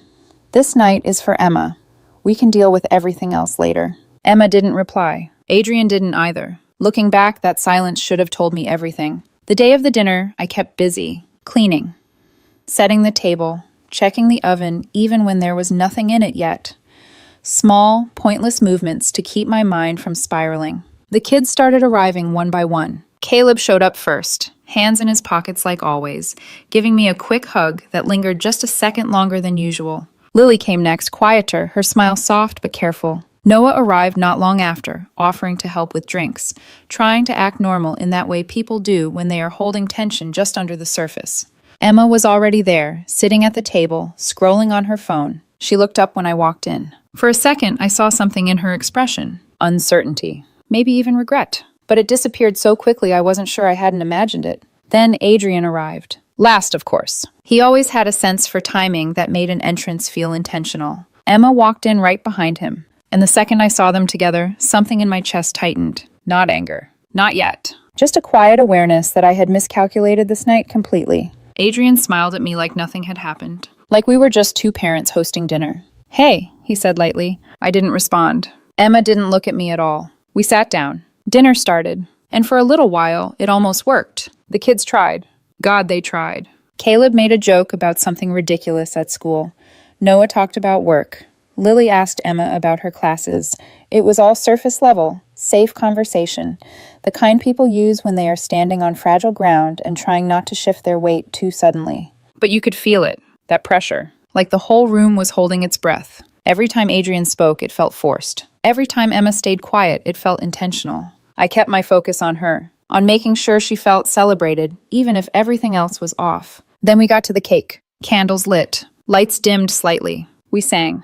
Emma smiled. A real smile for just a moment. And I thought, maybe we can get through this. Maybe just this once. She blew out the candles. Everyone clapped. I started cutting the cake. And that's when Adrian decided to speak. Isn't it nice, he said, lifting his glass slightly, his voice warm and carefully measured, to have the whole family together again? My hand stopped mid-motion. I didn't look at him. I didn't need to. I already knew. It's important, he continued, to put aside differences and come together for the people we love. There it was, wrapped in kindness, dressed up as something thoughtful, but underneath, a message, a pressure, a performance. I felt the heat rise in my chest, sharp and immediate. Not because I didn't expect him to try something eventually, but because he chose this moment, her birthday, this table, this room, to do it. The silence that followed was instant, heavy, unavoidable. I glanced at Emma. She was staring at her plate, not saying anything. Caleb broke first. Are you serious right now? He said, his voice cutting through the room like glass. Adrian blinked, feigning confusion. What? He said lightly. I'm just saying it's nice to be together. No, Caleb snapped. You're making this about you, like always. Adrian's expression shifted slightly, still controlled, still careful, but there was something underneath it now. I opened my mouth. Enough, I said. This isn't the time. But I was too late. Emma spoke next. She's not making it about him, she said sharply, glaring at Caleb. He's trying to fix things. He's the only one trying to keep this family together. There it was again. Those words. Not hers. Not really. I felt something in my chest twist. Emma, I said quietly, this is not... Oh my God, just stop. The voice came from Lily. Sharp. Loud. Completely unlike her. Every head turned toward her. Her hands were clenched around her fork, her face flushed with something I had never seen in her before. Anger. Real anger. Emma, she said, her voice shaking slightly, you're only on his side because you helped him cheat. The world stopped. There is no other way to describe it. Sound disappeared. Air disappeared. Everything narrowed down to that one sentence, hanging in the middle of the room like something alive. I turned to Lily slowly. What did you just say? I asked. My voice didn't sound like mine. She didn't look away. You knew, she said, her eyes locked on Emma. You knew about the affair. You helped him hide it. I felt my body go cold. Not numb, not distant. Cold in a way that made everything suddenly too clear. I looked at Emma, really looked at her, and I watched the color drain from her face. She didn't speak, didn't deny it, didn't argue. She just sat there, silent. And in that silence, I got my answer. My chest tightened so sharply it almost hurt to breathe. Emma, I said, my voice barely steady, is that true? Nothing, not a word, not even a shake of her head. Just silence. And that silence said everything. Adrian moved then, finally dropping the performance. Let's not do this right now, he said quickly, his voice tight. This isn't the time. Are you kidding me? Caleb exploded. You did this, and she helped you? That's unbelievable. Noah was frozen. Lily's eyes were bright with tears. Emma still hadn't moved. And me. I felt something inside me break in a way I hadn't experienced even when I found the messages. Because this was different. This wasn't just betrayal between two adults. This was my daughter, my child, someone I had carried, raised, trusted, sitting at my table, knowing the truth for months while I lived inside a lie. Did you know? I asked again, my voice quieter now, more dangerous. Emma finally looked up. Her eyes met mine for half a second, then dropped. That was it. That was all I needed. I stood up. My chair scraped loudly against the floor, the sound cutting through the chaos like a final note. I can't do this, I said. I didn't yell, didn't accuse, didn't list everything I was feeling, because there were no words big enough for it. I looked at Emma one last time, and all I said was, "We're done talking for now." Then I walked out. I don't remember grabbing my keys. I don't remember closing the door. I just remember sitting in my car in the driveway, hands gripping the steering wheel, staring straight ahead, while everything inside me tried to process what had just happened. My husband had betrayed me, and my daughter had helped him do it. I sat there for an hour, maybe longer. Time didn't mean anything anymore. When I finally went back inside, the house was empty, silent, like nothing had ever happened. But everything had, and I knew, in that quiet, that something had shifted in a way I couldn't undo. I hadn't just lost my marriage. I had lost something else too, something I didn't know how to get back. The days after Emma's birthday felt unreal. Not dramatic, not explosive, just empty. I would wake up at the same time I always did, walk into the kitchen, make coffee out of habit, and then forget to drink it. It would sit there growing cold while I stared at nothing, my mind replaying the same moments over and over again like a loop I couldn't shut off. The house looked the same walls, same furniture, same quiet hum of appliances. But it didn't feel like mine anymore. It felt like a place where something had ended and hadn't been cleared away yet. The truth about Adrian had hurt. Of course it had. But what Lily revealed about Emma, that was something else entirely. That didn't just hurt, it unraveled things. It made me question memories I had never thought twice about. How long had she known? How many dinners had we sat through where she laughed at something I said while already aware that her father was lying to me? How many conversations had we shared where she told me she loved me, knowing she was helping him hide something that would break me? That kind of betrayal doesn't stay contained. It spreads. It reaches backward into your past and rewrites things you thought were safe. I tried at first to tell myself there had to be an explanation. That maybe Lily misunderstood. That maybe Emma had found out late and didn't know what to do. But every version I tried to build collapsed the second I replayed Emma's face at the table. The silence. The way she couldn't look at me. The absence of denial. It wasn't confusion. It was guilt. And that realization sat in my chest like something heavy and permanent. The next morning, I got in my car and drove. No destination. No plan. Just movement. I needed to get out of the house before the walls started closing in on me. I drove past places that used to mean something. The gas station where Emma learned how to pump gas, laughing nervously because she thought she'd do it wrong. The park where we used to have picnics when the kids were little, crumbs everywhere, juice boxes spilled into the grass. The ice cream shop where Adrian used to insist on buying everyone extra toppings like it was some small act of generosity. Every place felt like a memory I couldn't trust anymore. Like I had been living inside a version of my life that only existed because I didn't know the truth. When I got back home, I sat at the kitchen table again. Phone in front of me. Emma's name at the top of the screen. I tried to text her. I really did. I typed, "How could you?" Deleted it. Typed, "Can we talk?" Deleted that too. Every version of the message either came out too angry or too hollow. And I knew if I called her, if I heard her voice, I wouldn't be able to stay calm. I would either break down or say something I couldn't take back. So I didn't send anything. I just sat there, staring at her name, feeling like I had no idea how to reach my own daughter anymore. The rest of that day blurred together. At some point, the memories started coming. Not the recent ones, older ones. Emma, at 5 years old, sitting on the kitchen counter while I braided her hair before school. Emma at 10, insisting on staying up late so she could help me wrap presents for her siblings. Emma at 13, gripping my hand at her first concert, terrified of getting lost in the crowd.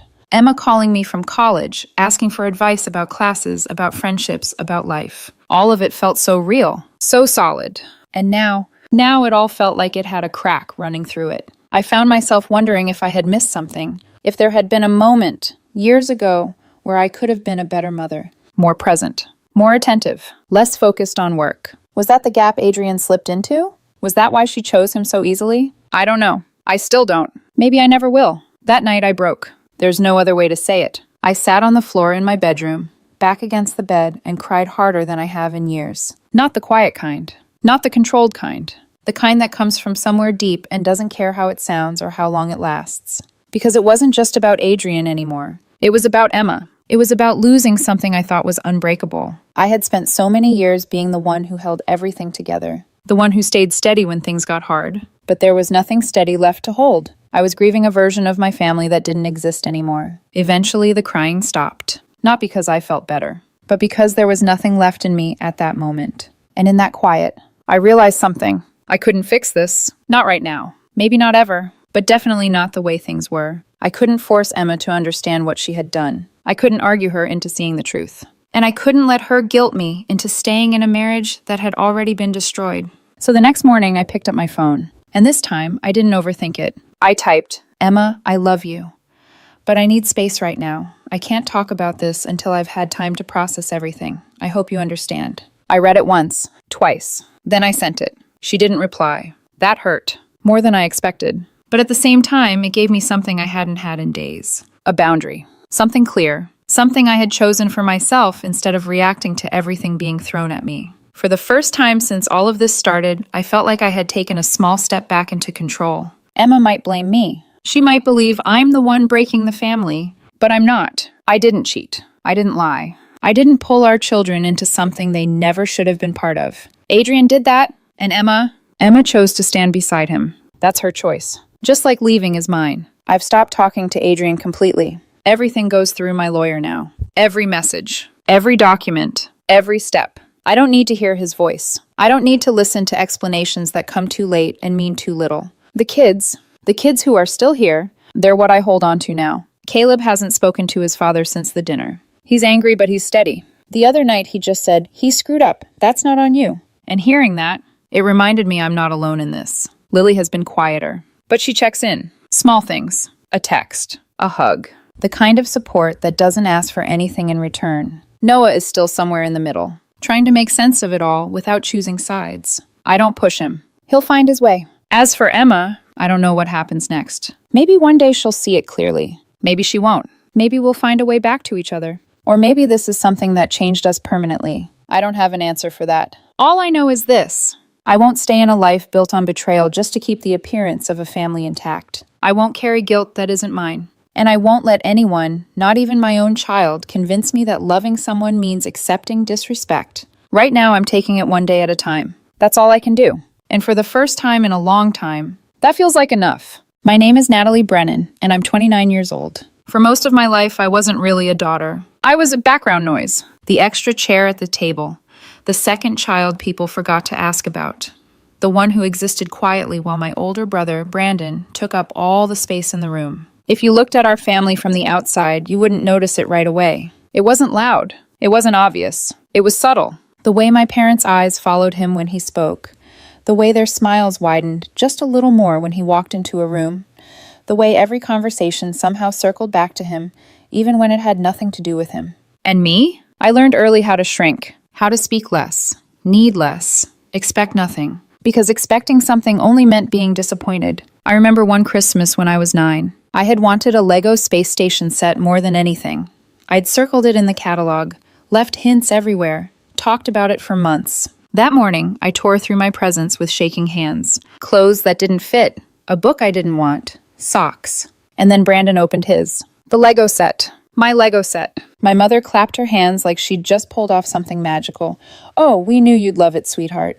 He didn't. He dumped the pieces on the floor, tried for 5 minutes, then kicked them across the room when it didn't come together instantly. Plastic scattered everywhere. No one said a word. Not to him. That night, when everyone was asleep, I went downstairs. I spent hours on my knees, collecting every single piece. And then I built it, alone, in the dark, piece by piece. By morning, it was perfect.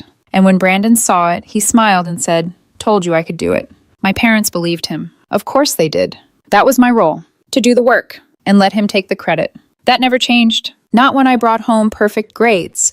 Not when I got into one of the best universities in the country on a full scholarship. Not even when I graduated at the top of my class. They didn't come. Brandon had a basketball game. Just a regular one. But to them, it mattered more than me. It always did. So somewhere along the way, I stopped trying to matter. And then I met Daniel Mitchell. Everything shifted. He didn't overlook me. He didn't interrupt me. He listened. Actually listened. Even when I was rambling about things that probably made no sense to anyone outside my world. He'd lean in slightly, like what I was saying mattered. Like I mattered. And that terrified me more than anything. Because when you've spent your whole life being invisible, being seen feels unnatural. Dangerous, even. We had been together for 3 years when everything changed. We were sitting in our favorite little Italian restaurant, the kind with dim lighting, checkered tablecloths, and candles melted down into old wine bottles. I was talking about work. Something boring, something technical. He reached across this table and placed his hand over mine. Just like that, I stopped.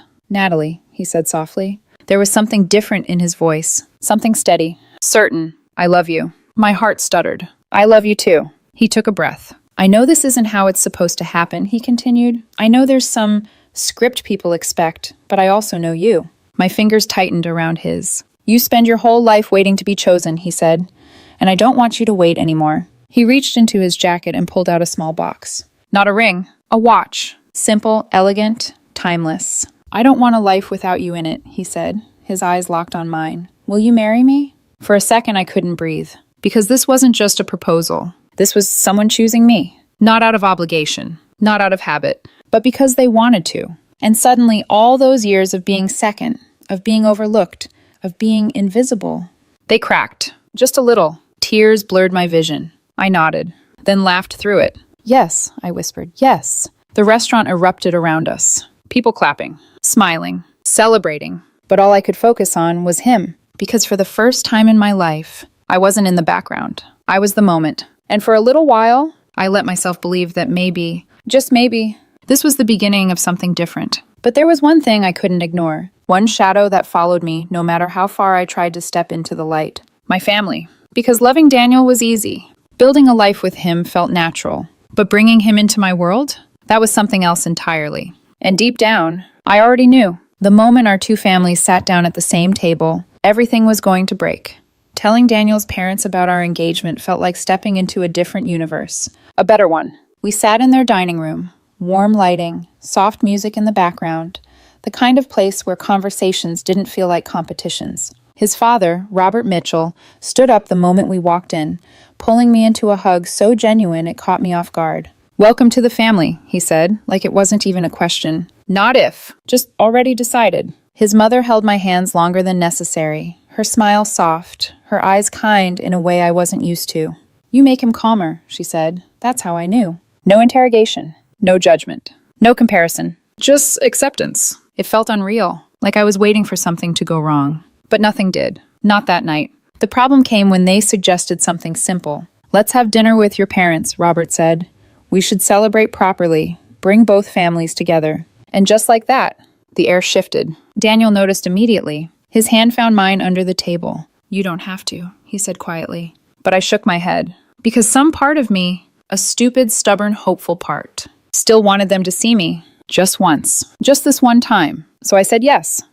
The dinner was scheduled 2 weeks later. And from the moment my parents walked in, I knew I'd made a mistake. They were late. 20 minutes. No apology. No explanation. My mother walked in first, scanning the room like she was evaluating it. My father followed, already pulling out his phone, barely acknowledging anyone.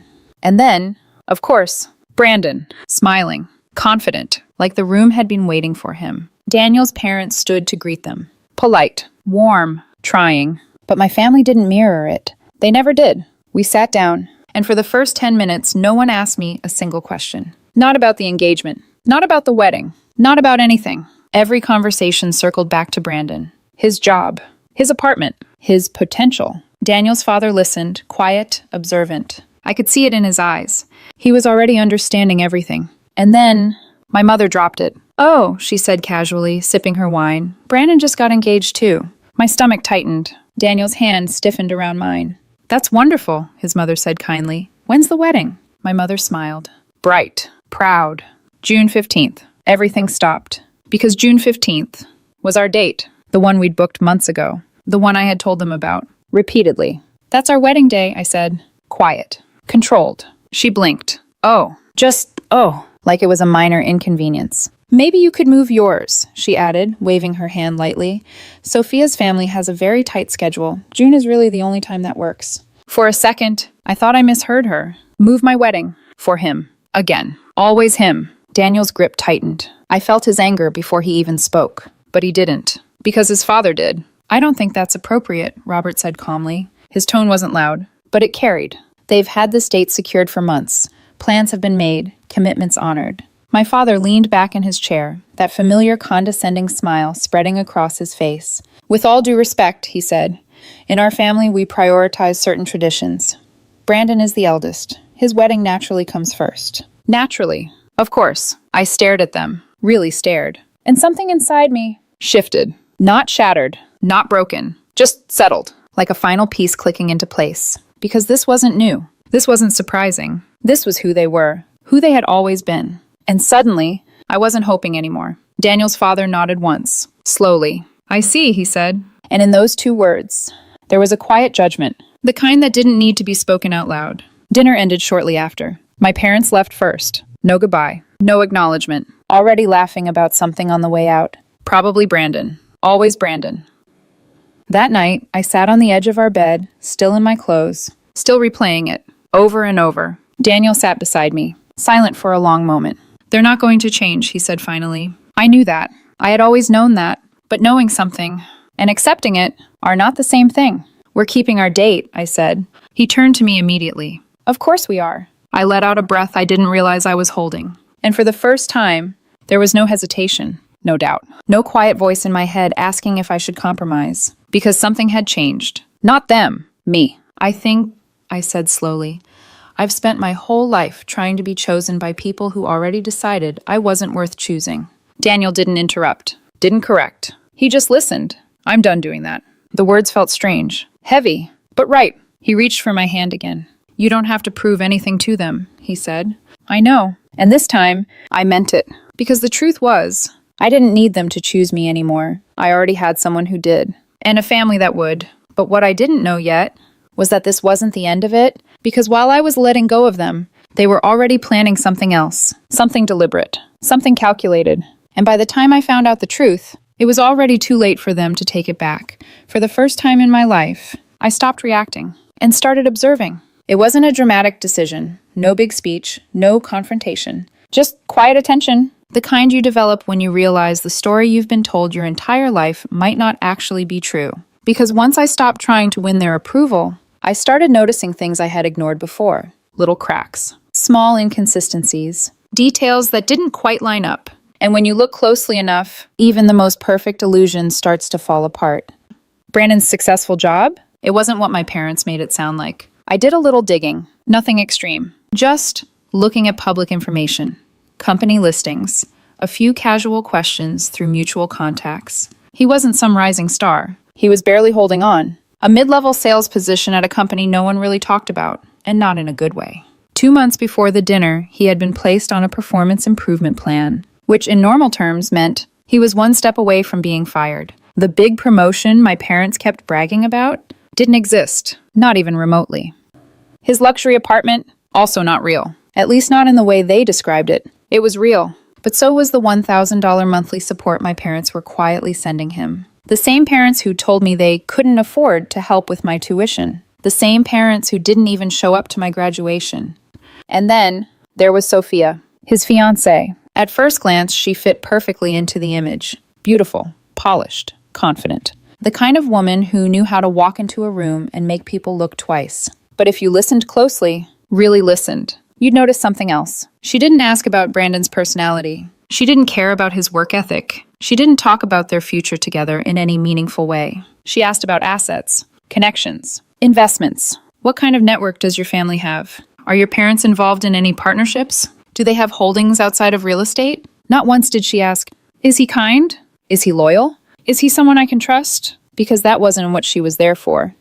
The final piece came from the one person in my family who had never treated me like I was invisible. My uncle, Richard. He called me one evening. His tone was different, serious. You need to hear this, he said. I stepped outside, the cold air biting against my skin as I held the phone tighter. I wasn't supposed to tell you, he continued, but I'm not going to sit back and pretend this is okay.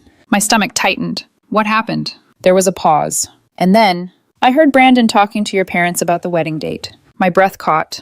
And? Richard exhaled slowly. He chose it on purpose. Silence. Heavy. Unavoidable. He said, my uncle continued, voice tightening, if I have my wedding on the same day, they'll have to choose, and we all know who they're going to pick. My fingers went numb. He didn't want your wedding to succeed, Natalie, Richard said quietly. He wanted it to disappear.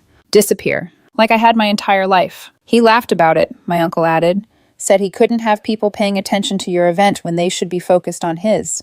And just like that, something inside me went completely still. Not broken, not shattered, just gone. The last piece of hope I didn't even realize I was still holding on to. Gone. Because this wasn't neglect. This wasn't favoritism. This was intentional.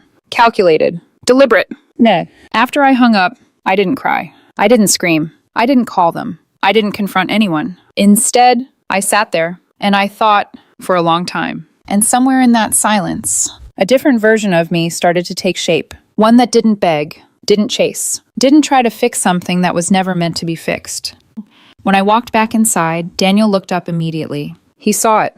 The change. What happened? He asked. I sat down across from him. Calm. They planned it, I said. His expression darkened instantly. What? The wedding date? It wasn't a coincidence? I held his gaze. He chose it to force them to choose him. To ruin ours. Daniel stood up so fast his chair scraped loudly against the floor. That's... I know. My voice stayed steady. And that was what stopped him. Not my words. My calm. Because for the first time, I wasn't reacting. I was deciding. What do you want to do? He asked. I leaned back slightly. Thinking. Measuring. Nothing, I said. He frowned. Nothing? I'm not moving the wedding. Obviously. I'm not confronting them. He hesitated. And I'm not asking them to come. Now he understood. Slowly. What are you doing then? He asked. I met his eyes. I'm letting them make their choice. A quiet beat passed. And then? He asked. A small pause. Just long enough to matter. Then I let the consequences happen. Because here's what they didn't know. What Brandon didn't know. What my parents definitely didn't know. Daniel's father wasn't just kind. He was powerful. And careful. And thorough. The kind of man who didn't trust appearances. Especially when it came to people entering his family. So when he heard about Sophia, her family, their success, he did what he always did. He looked deeper. Much deeper. And what he found wasn't something you could hide behind a perfect wedding. Or a designer dress. Or a carefully constructed lie. June 15th was coming. And for the first time in my life, I wasn't afraid of being overlooked. I wasn't afraid of being second. I wasn't afraid of being invisible. Because this time, I wasn't the one about to disappear. They were. June 15th arrived. Bright. Clear. Perfect. The kind of day that feels like it was designed for something important. Our ceremony was set for 11 a.m. A garden venue Daniel had chosen because I once mentioned, half joking, that if I ever got married, I didn't want walls. I've had enough of those, I told him. So he gave me sky. White roses framed the aisle. Soft light filtered through the trees. There was a quiet kind of beauty to it. Nothing loud, nothing excessive. Just real. And as I stood there, watching guests take their seats, I realized something. No anxiety. No waiting for disappointment. No looking over my shoulder, hoping my parents would show up. Because I already knew they wouldn't. And for the first time, that didn't hurt. It felt clean. Final. Daniel stood at the end of the aisle, his expression steady, grounded, like he always was. When our eyes met, everything else faded. The past. The noise. The years of being overlooked. All of it. Gone. Because in that moment, I wasn't the invisible daughter. I was the woman he chose. And when I walked toward him, I didn't feel like I was stepping into a new life. I felt like I was finally stepping into my own. The ceremony was simple, intentional. Every word meant something. Every promise carried weight. And when I said I do, I meant it in a way I didn't think I was capable of. Because this wasn't just love. This was freedom. By the time the reception began, somewhere across the city, my parents were sitting at Brandon's wedding, watching him, celebrating him, choosing him, just like they always had. But here's what they didn't realize. Our wedding had already happened. Our vows were already spoken. Our life had already begun, without them. The reception was alive in that quiet, genuine way. Laughter, music, people who actually knew us, actually cared. Daniel's parents moved through the crowd effortlessly, greeting guests, making sure everyone felt welcome. My Uncle Richard stood near the bar, raising his glass to me when our eyes met. A small, silent acknowledgement. He knew. He had always known.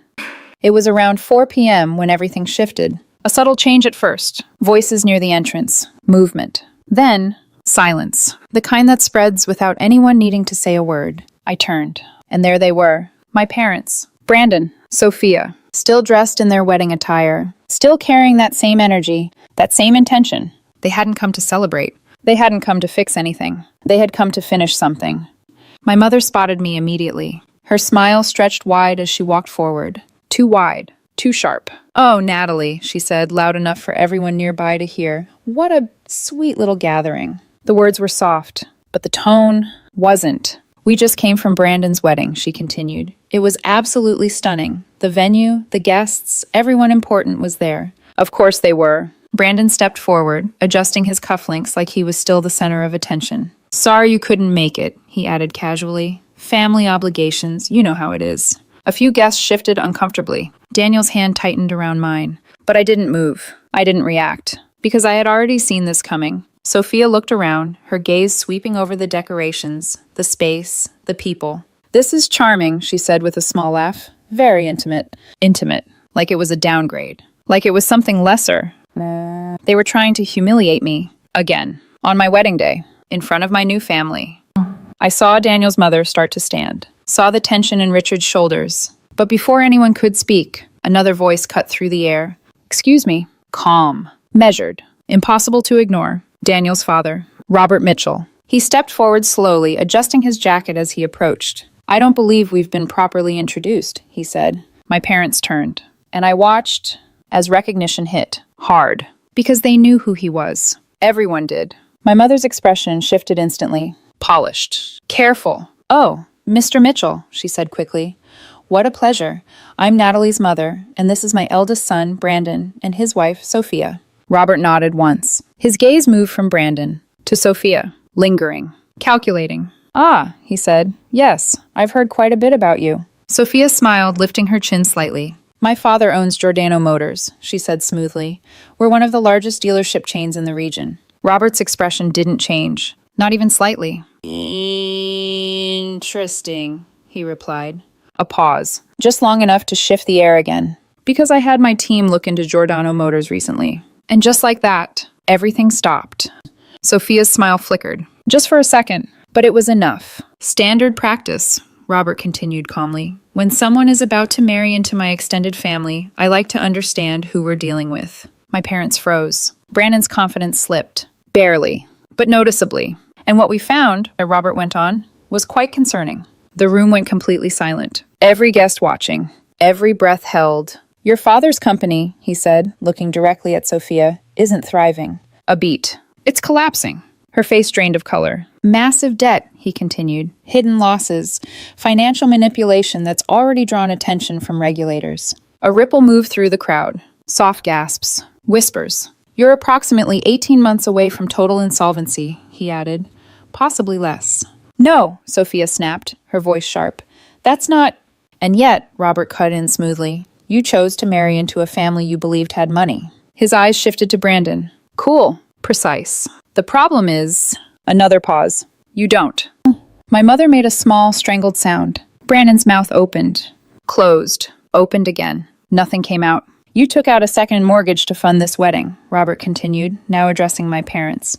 "An investment, I believe you called it." Silence. Heavy. Unforgiving. "You believe this marriage would elevate your position," he said. "Provide opportunities. Stability." He glanced at Sophia. "Instead, you've tied yourselves to a sinking ship." Sophia turned slowly toward Brandon. Her expression twisted. "You told me your family had money," she said. Her voice wasn't soft anymore. It was sharp. Cold. "You said this was just the beginning." Brandon shook his head quickly. "I thought—" "We're done," she snapped. The words cut clean. Immediate. Final. "I'm calling my lawyer tomorrow." And just like that, she turned and walked out, her heels striking the floor with sharp, echoing clicks. Brandon stood there, frozen, watching his future disappear in real time. Then he ran after her, calling her name. Desperate. Pathetic. My parents didn't move. They couldn't, because everything they had built their lives around, everything they had chosen over me, had just collapsed. Publicly. Completely. Robert adjusted his jacket once more. Calm. Controlled. "I think it's time for you to leave," he said. Not loud, but absolute. My father finally looked at me. Really looked at me. for the first time in years. Natalie, he started. I met his eyes. Steady. You made your choice, I said. No anger, no emotion, just truth. A long time ago, I took Daniel's hand and held it, firm, grounded, and I've made mine. A pause. Then, please leave. And this time, they did. No argument, no defense, no excuses, just silence. As they walked out of a life they had never really been part of. The music slowly started again. Soft at first, then louder. Voices returned, laughter followed. And just like that, the moment passed. But something else stayed. Not the humiliation, not the anger, not even the satisfaction. Just one quiet, undeniable truth. For the first time in my life, I hadn't been overshadowed. I hadn't been replaced. I hadn't been second. I had been chosen. And this time, I chose myself back. The story didn't end that day. It just revealed itself. Because moments like that, they don't fix everything. They expose everything. And once the truth is out, there's no putting it back. I didn't hear from my family right away. Not a call, not a message, not even silence that felt intentional. Just absence. Like they had finally become what I had always been to them. Irrelevant. The updates came from my Uncle Richard. Quietly. Occasionally. Like he was handing me pieces of a story I was no longer part of, but somehow still connected to. 11 days, he said during our first call after the wedding. That's how long it lasted. I didn't need to ask what he meant. Brandon's marriage. Over before it even had time to become real. Sophia filed for an annulment. Fast. Clean. Efficient. As if she had never been there at all. The ring? Returned. The house they had been planning to buy? Gone. Deposits lost. Money burned. Illusions shattered. Her father's business collapsed less than a year later. Exactly like Robert had predicted. Investigations. Debt exposure. Everything unraveling piece by piece. But that was never my problem. Not anymore. Brandon didn't handle it well. Of course he didn't. People like him, they don't know how to exist without an audience. Without validation. Without someone telling them they're still the center of everything. His job didn't survive the fallout. Reputation matters. And word spreads fast when your life collapses in front of the wrong people. He moved back in with my parents. 31 years old. Sleeping in the same room where his childhood trophies still sat on the shelves. Little reminders of a version of himself that had never really been real. And my parents? They lost more than just their image. That second mortgage they took out for Brandon's wedding, it crushed them. Combined with medical bills, poor decisions, and years of prioritizing the wrong things, it became too much. They lost the house, the one they had spent 30 years in, the one that had never really felt like home to me. They moved into a small apartment, far from everything they once thought defined them. No status, no illusion, just reality. A year passed, then another, and in all that time, I didn't reach out, not once. Not out of anger, not out of spite, but because there was nothing left to say. My life moved forward, quietly, steadily, peacefully. Daniel and I built something real, not perfect, but honest. The kind of life where conversations don't feel like battles, where love doesn't feel conditional, where I don't have to shrink to make someone else comfortable. And then one night, my phone rang. Unknown number. I almost didn't answer. But something, habit maybe, made me pick up. Natalie, my mother's voice. Thin, unsteady, almost unfamiliar. I didn't speak right away. We need your help, she said. No greeting, no apology. Just need. Of course. My father's health isn't good, she continued quickly. The bills, they're piling up. We're behind on rent. A pause. And Brandon, he can't find a job. No one will hire him. I closed my eyes. Not because it hurt, but because it didn't. And that was something I still wasn't completely used to. If you could just talk to Robert, she said. Put in a good word. Help him get back on his feet. There it was. Not concern. Not regret. Not even accountability. Just another attempt to use me. The same pattern. The same expectation. Just dressed differently.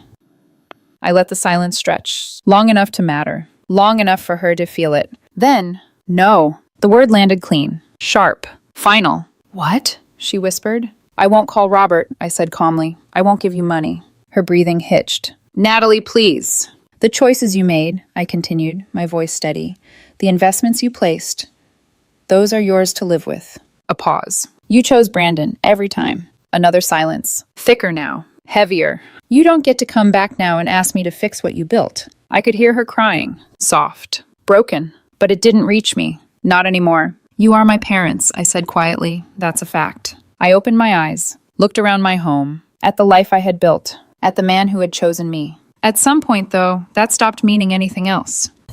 I exhaled slowly, and for the first time, it felt like letting go of something I had carried my entire life. My family is here, I said. My life is here. A final pause. You're not part of it. I ended the call, blocked the number, and sat there for a moment, waiting. For guilt, for regret, for something. But nothing came. Just quiet. Clean. Still. Daniel walked in a few minutes later, took one look at me, and understood. He didn't ask questions, didn't push. He just sat beside me and took my hand. Outside, the world kept moving. Cars passing, lights flickering, people living lives that had nothing to do with mine. And for the first time, that felt right. Because this wasn't a story about revenge, or winning, or proving anything. It was about something much simpler, much harder. Letting go. And finally understanding that being chosen means nothing if you don't choose yourself too. My name is Vanessa Cole, and I was 32 years old the night my nephew spat into my cup at Thanksgiving and proudly told me, "Mom says you're not part of this family anymore." I've seen a lot of disgusting things in my life. As a dentist, that comes with the territory. People walk into my office every week with coffee-stained teeth, inflamed gums, plaque packed into places a toothbrush clearly hasn't visited in months. I've had grown adults smile at me with the confidence of people who think brushing twice a week counts as discipline. None of it ever really bothered me. You learn to separate mess from emotion when it's your profession. But what happened that night at my mother's dinner table was different. It wasn't gross because of the spit. It was gross because of what it meant. I hadn't even wanted to go. I just finished a long shift, the kind that leaves your shoulders tight and your head humming from fluorescent lights, latex gloves, antiseptic, and too many people asking whether this was really necessary while sitting in a chair that existed entirely because things had become necessary. My hand still carried that faint, sterile smell when my mother called earlier that afternoon. "Thanksgiving dinner, Vanessa," she'd said in that tired, pressuring tone she liked to use when she wanted something but didn't want to sound like she was asking. "Don't be the distant one again." The distant one. That was rich, considering I was the one covering half the bills in that family without anyone ever saying it out loud. Still, I went. Part habit, part guilt, part that old stupid instinct that kept whispering maybe this time would be normal. I told myself I'd stay an hour, eat, nod through small talk, ignore whatever passive-aggressive nonsense floated across the table, then leave. The house looked exactly the way it always did when I pulled into the driveway. Too familiar, too dim, too full of history. I never asked to keep carrying.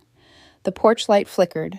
The front curtains were still slightly crooked because my mother had never learned how to hang anything straight, and my brother always promised to fix things he never actually fixed. Inside, it smelled like overcooked turkey, canned green beans, and the stale warmth of a house where resentment had been recycled for years. The table was already set. My mother wore the same expression she always did when she was pretending to host, instead of just enduring everyone. Her smile looked half-built, like she couldn't quite commit to warmth. My older brother, Alex, was already halfway through his plate, his phone in one hand, fork in the other, eating like the meal had personally inconvenienced him. My sister, Trisha, sat beside her son, Jimmy, thumbing through her feed and barely pretending to listen to anything happening around her. Jimmy was 8, old enough to know better, young enough to still be shaped by the people teaching him what better meant. He was making a mess with the mashed potatoes, dragging his spoon through them like they were wet sand. Nobody corrected him. Nobody ever did.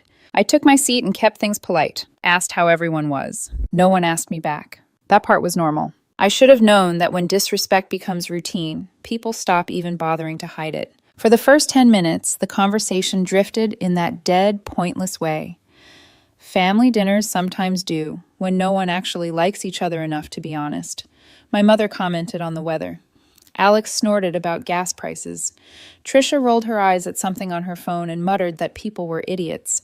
Jimmy kept kicking the leg of the table hard enough to rattle the silverware. I mostly stayed quiet. That had always been my safest role in that house. Not because I was weak, because I'd learned early that speaking up only made them defensive, and defensive people always find a way to make you the problem. Halfway through dinner, I reached for my water. Before my fingers even touched the cup, Jimmy looked right at me. He smirked. Actually smirked. Then he leaned forward and spat directly into it. A thick, wet glob landed in the water with a soft sound I still remember more clearly than I want to. For 1 second, my brain didn't process it. Not because I hadn't seen it, because some part of me still couldn't believe someone would do that in the middle of dinner while everyone watched. Then the room went still. Half a beat. That was all. Alex was the first to react. He let out a short laugh, like he was trying not to make it obvious and failing. Trisha followed him, covering her mouth like this was some hilarious little holiday moment Ed she'd definitely be telling later. Even Jimmy laughed, proud of himself. My mother didn't move. She just kept cutting her food. Knife down, fork up, eyes on her plate. Like this was normal. Like I was the one expected to absorb it. Mom says, Jimmy said brightly, wiping his mouth with the back of his hand, "You're not really part of the family anymore." That line settled over the table heavier than the spit. I looked at him first, then Trisha, then my mother. No one rushed to correct him. No one said, "Jimmy, that's enough." No one looked horrified. That was the part that changed everything. Not the act, the comfort, the familiarity of it. I set my hand flat on the table and said very calmly, "Jimmy, who told you to do that?" He shrugged, still grinning, still stupidly proud of the performance. "Mom," he said, "she said you deserve it for thinking you're better than everyone." There it was, clean, direct. A child repeating truth with no adult polish on it. I nodded once, slowly, because something in me didn't break in that moment. It clicked. I'd suspected for years that my siblings talked about me behind my back, especially whenever I stopped fixing something for them fast enough or didn't sound grateful enough for the privilege of being used. But suspicion is one thing. Hearing it come out of a child's mouth at a holiday table while everyone sits there and accepts it, that strips the lie clean off the bone. No yelling, no dramatic speech, no shattered glass. Just a switch inside me turning off. I leaned forward slightly, resting my elbows on the table. "Hey, Jimmy," I said. His smile wavered. He wasn't used to adults staying this calm. Sometimes adults can be more stupid than you think, so don't always listen to them, understand? The silence after that was so complete I could hear the clock in the next room ticking. Jimmy's grin dropped first. Then Alex's fork stopped halfway to his mouth. Trisha lowered her phone. And finally, my mother looked up. Not outraged, not ashamed. Just tight around the mouth, like she wanted to say something but wasn't sure which version of herself she wanted to be tonight. I pushed my chair back, wiped my hands carefully with my napkin, and stood. "Dinner's great," I said flatly, "but next time, don't invite me just to see how much I'll tolerate." Trisha rolled her eyes so fast it looked rehearsed. "Oh, come on, Vanessa, it was a joke." I turned to look at her for the first time since Jimmy spit in my cup. "You're the parent, Trisha," I said. "If that's what you call parenting, you should probably rethink your definition." Her mouth opened, closed. She wasn't used to me answering her in a tone that didn't ask for permission. Then I looked at my mother. "And you?" I asked. "You're okay with this?" For a second, I honestly thought she might say something. Anything. A defense, an excuse, a weak attempt at smoothing it over. Instead, she picked up her knife again and went back to cutting her food like I was no more important than the steam coming off the potatoes. That was all I needed. I grabbed my coat from the back of the chair and walked out. No one followed me. No apology called after me. No, Vanessa, wait. By the time I reached the driveway, the air felt cold enough to clean my lungs out. Sharp, dry, honest. My hands were perfectly steady. That's how I knew I was past ordinary anger. I wasn't shaking. I wasn't crying. I wasn't even replaying what I should have said differently. I was done. That deep kind of done that arrives only after years of swallowing things you should have rejected much sooner. On the drive home, Jimmy's words kept looping in my head. "Mom says you're not really part of the family anymore. Not the family. And deserve it." That part stayed with me more than the spit. Deserve it for what? For paying bills that weren't mine? For covering emergencies they created? For being the dependable one in a family that only respected chaos when it came from someone else? By the time I got home, I felt almost unnervingly calm. At 9:47 p.m., I opened the family group chat. It was quiet for 2 minutes. Then, at 9:49, my mother sent a message. "Don't contact us again." No explanation. No discussion. Just that. Alex reacted with a thumbs up. Trisha hearted it. I stared at the screen for a few seconds, then typed one sentence. "Understood. Mortgage auto pay ends tomorrow." I didn't add punctuation for drama. I didn't explain which mortgage. I didn't need to. I locked my phone and placed it face down on the counter. At 10:01 p.m., it buzzed. At 10:04, twice more. By 10:30, the screen kept lighting up non-stop. Bright flashes against the dark kitchen like panic trying to crawl back into my life. I didn't check a single message. I already knew the rhythm. Trisha would be calling me selfish. Alex would be tossing in sarcasm because mockery was the only language he ever mastered. My mother would probably act wounded, as if I had attacked her out of nowhere instead of simply stepping away from a table where my humiliation had been served like a side dish. But for years, they had mistaken silence for weakness. That was their biggest error. I had been the quiet one, yes. The one who paid. The one who showed up. The one who fixed things without making people kneel for it. They thought that meant I would keep doing it forever. That night proved otherwise. It wasn't about the cup. It wasn't even about Jimmy. It was about the fact that disrespect had become ordinary in that house, and I had finally stopped treating ordinary cruelty like something I was supposed to survive with grace. I showered, turned my phone on silent, and went to bed. And I slept better than I had in years. No late-night texts asking if I could spot someone until Friday. No fake emergencies dressed up as family concern. No emotional bait disguised as closeness. Just silence. The next morning, I woke up early out of habit. For a second, I lay there staring at the ceiling, waiting for that familiar weight in my chest. That low dread that usually came before I even checked my phone. But it wasn't there. The apartment was still. Clean. Mine. I reached for my phone. No new messages on the lock screen. That surprised me more than it should have. Usually, by morning, there would have been at least a dozen notifications. Reminders from my mother about payment dates she somehow never remembered herself, complaints from Trisha about Jimmy needing something for school, random nonsense from Alex pretending we were all still normal as long as he kept things casual enough. Nothing. I got up, made coffee, and sat at the kitchen counter with my laptop. Then I opened my banking dashboard. What stared back at me looked less like personal finances and more like an ecosystem I had been quietly maintaining for people who resented me for being able to do it. Automatic drafts, recurring transfers, cards attached to bills that had nothing to do with me, my mother's mortgage, insurance top-ups, the family phone plan, a utility account my mother had once sworn was just temporary until I figure things out. Temporary had turned into 18 months. I took a slow sip of coffee and started making a list. Not out of anger. Out of clarity. Every line item felt like evidence. Every recurring payment was proof of something I had normalized, because admitting the full scale of it would have forced me to confront how badly I'd allowed myself to be used. At exactly 9:03 a.m., my doorbell rang. I already knew who it would be. When I opened the door, my cousin Mark stood there holding 2 coffees and wearing the expression he always wore when he knew I had finally reached my limit. "Morning, dentist of the year," he said, stepping inside without waiting. "You look like a woman who deleted her family overnight." I took the second coffee from him and shut the door. "Close," I said.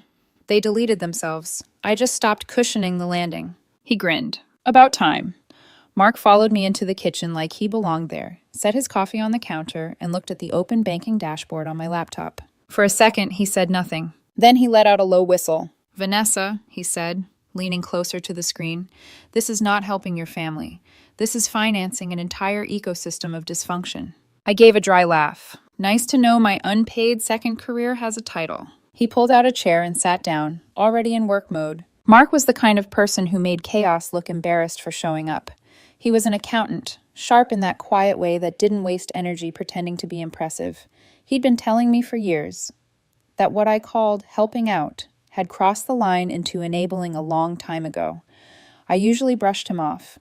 Told him it was temporary, told him family was complicated, told him things would settle down once everyone got back on their feet. The problem was, in my family, nobody ever stayed on their feet if they knew I'd keep dragging them upright. I turned the laptop toward him. "Go ahead," I said. "Tell me how bad it is." He scanned the list, one hand wrapped around his coffee. "Mortgage auto pay still active," he muttered. "Car insurance supplement, utilities, family phone plan, streaming services, internet. Cloud storage." He looked up at me. "You're not their daughter and sister anymore. You're their infrastructure." That's one way to put it. It's the correct way to put it. He pointed at the screen. "What's this one?" I squinted. "Oh, Alex's orthodontic balance." Mark blinked. "Your older brother is still charging braces to you?" "It started 2 years ago," I said.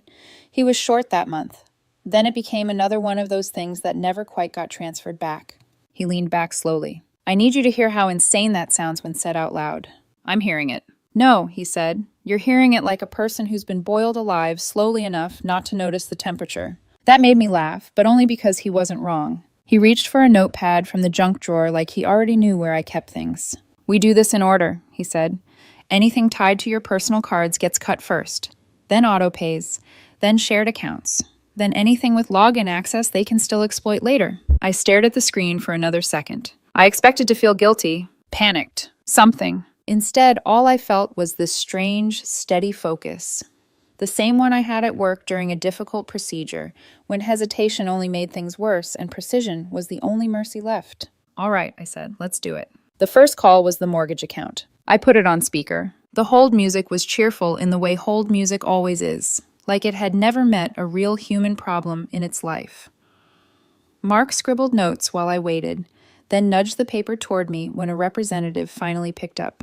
I kept my voice even. Yes, I'd like to cancel the auto pay linked to my checking account. A pause. Yes, effective immediately. Another pause. No, I'm not the homeowner. Mark looked up and mouthed exactly. I didn't smile. I confirmed the account number, the final payment that had already been processed, and requested written documentation that no future drafts would be withdrawn under my name.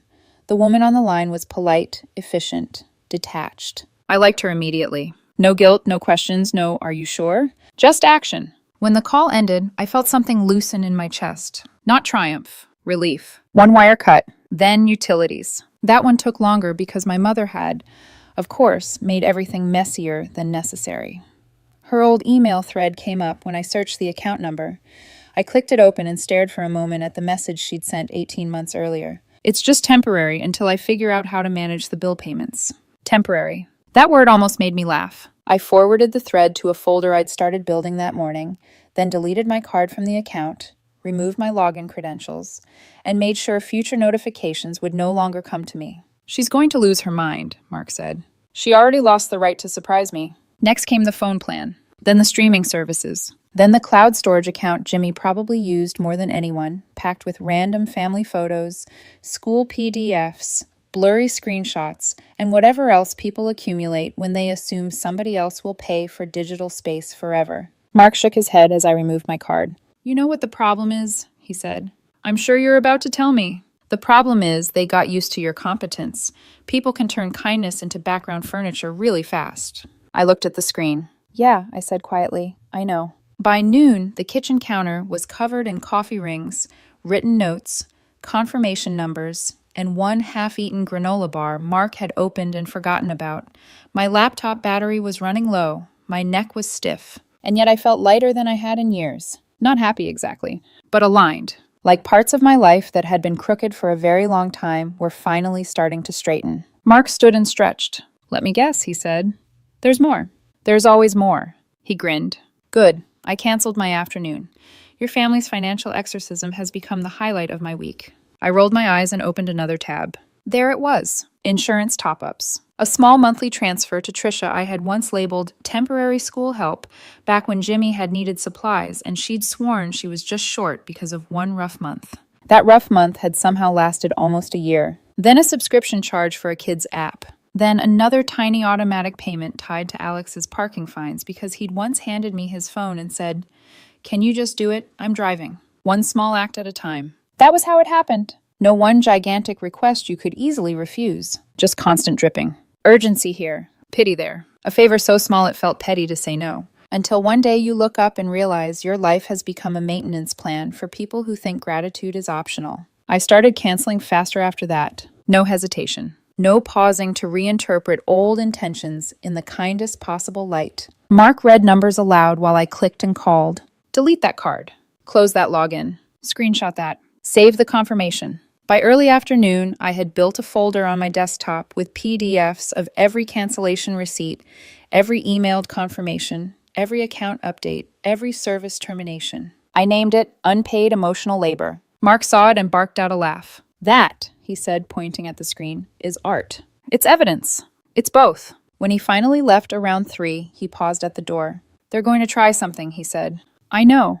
They'll call you cruel, cold, ungrateful, maybe unstable if they get creative. I leaned against the frame. Probably. He studied me for a second. You okay? That question landed differently than it used to. Not because I didn't know how to answer it. Because for the first time in a long time, I actually was. Yeah, I said, I think I am. He nodded once. Good, stay that way. After he left, the apartment went quiet again. Not empty. Quiet.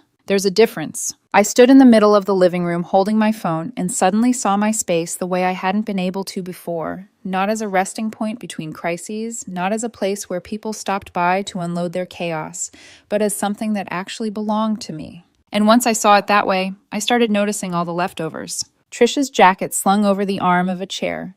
From some visit months ago when she'd come over just for an hour, cried about money, then left lighter than she arrived in every possible sense. Alex's old toolbox near the hallway closet, something I'd repaired for him because he said he needed it for work and then never bothered to pick up. A stack of old mail addressed to my mother, shoved into the corner of the kitchen counter because she kept using my address for things whenever she fell behind on hers. Tiny invasions. That was the thing about being used. It rarely looked dramatic up close. It looked like clutter, like habit, like objects that should have left a long time ago still taking up room because you were too tired to ask why they were there in the first place. I picked up Trisha's jacket first. It still smelled faintly like her perfume, too sweet, too sharp, the kind of scent that announced itself before she had to. I folded it without thinking, put it in a donation bag, and set it by the door. The toolbox went into the storage closet. The mail I dropped straight into recycling without opening. That part felt especially good. No forwarding it, no texting to let her know. No being the reliable middle point between her disorganization and the consequences of it. I opened drawers, cleared shelves, wiped down surfaces that hadn't actually been dirty, just emotionally occupied. By the time the sun started lowering outside the windows, the apartment looked the same to anyone else. But to me it felt different, like the air had changed, like something stale had finally moved out. I ordered takeout, then canceled it halfway through checkout and cooked instead. That surprised me. Usually after a draining day, I defaulted to convenience. Food arriving in containers, eaten standing at the counter while answering texts I didn't want to receive. But that night I made pasta. Nothing elaborate, just something warm and real that filled the kitchen with garlic and butter instead of stress. I ate at the table without my phone in reach.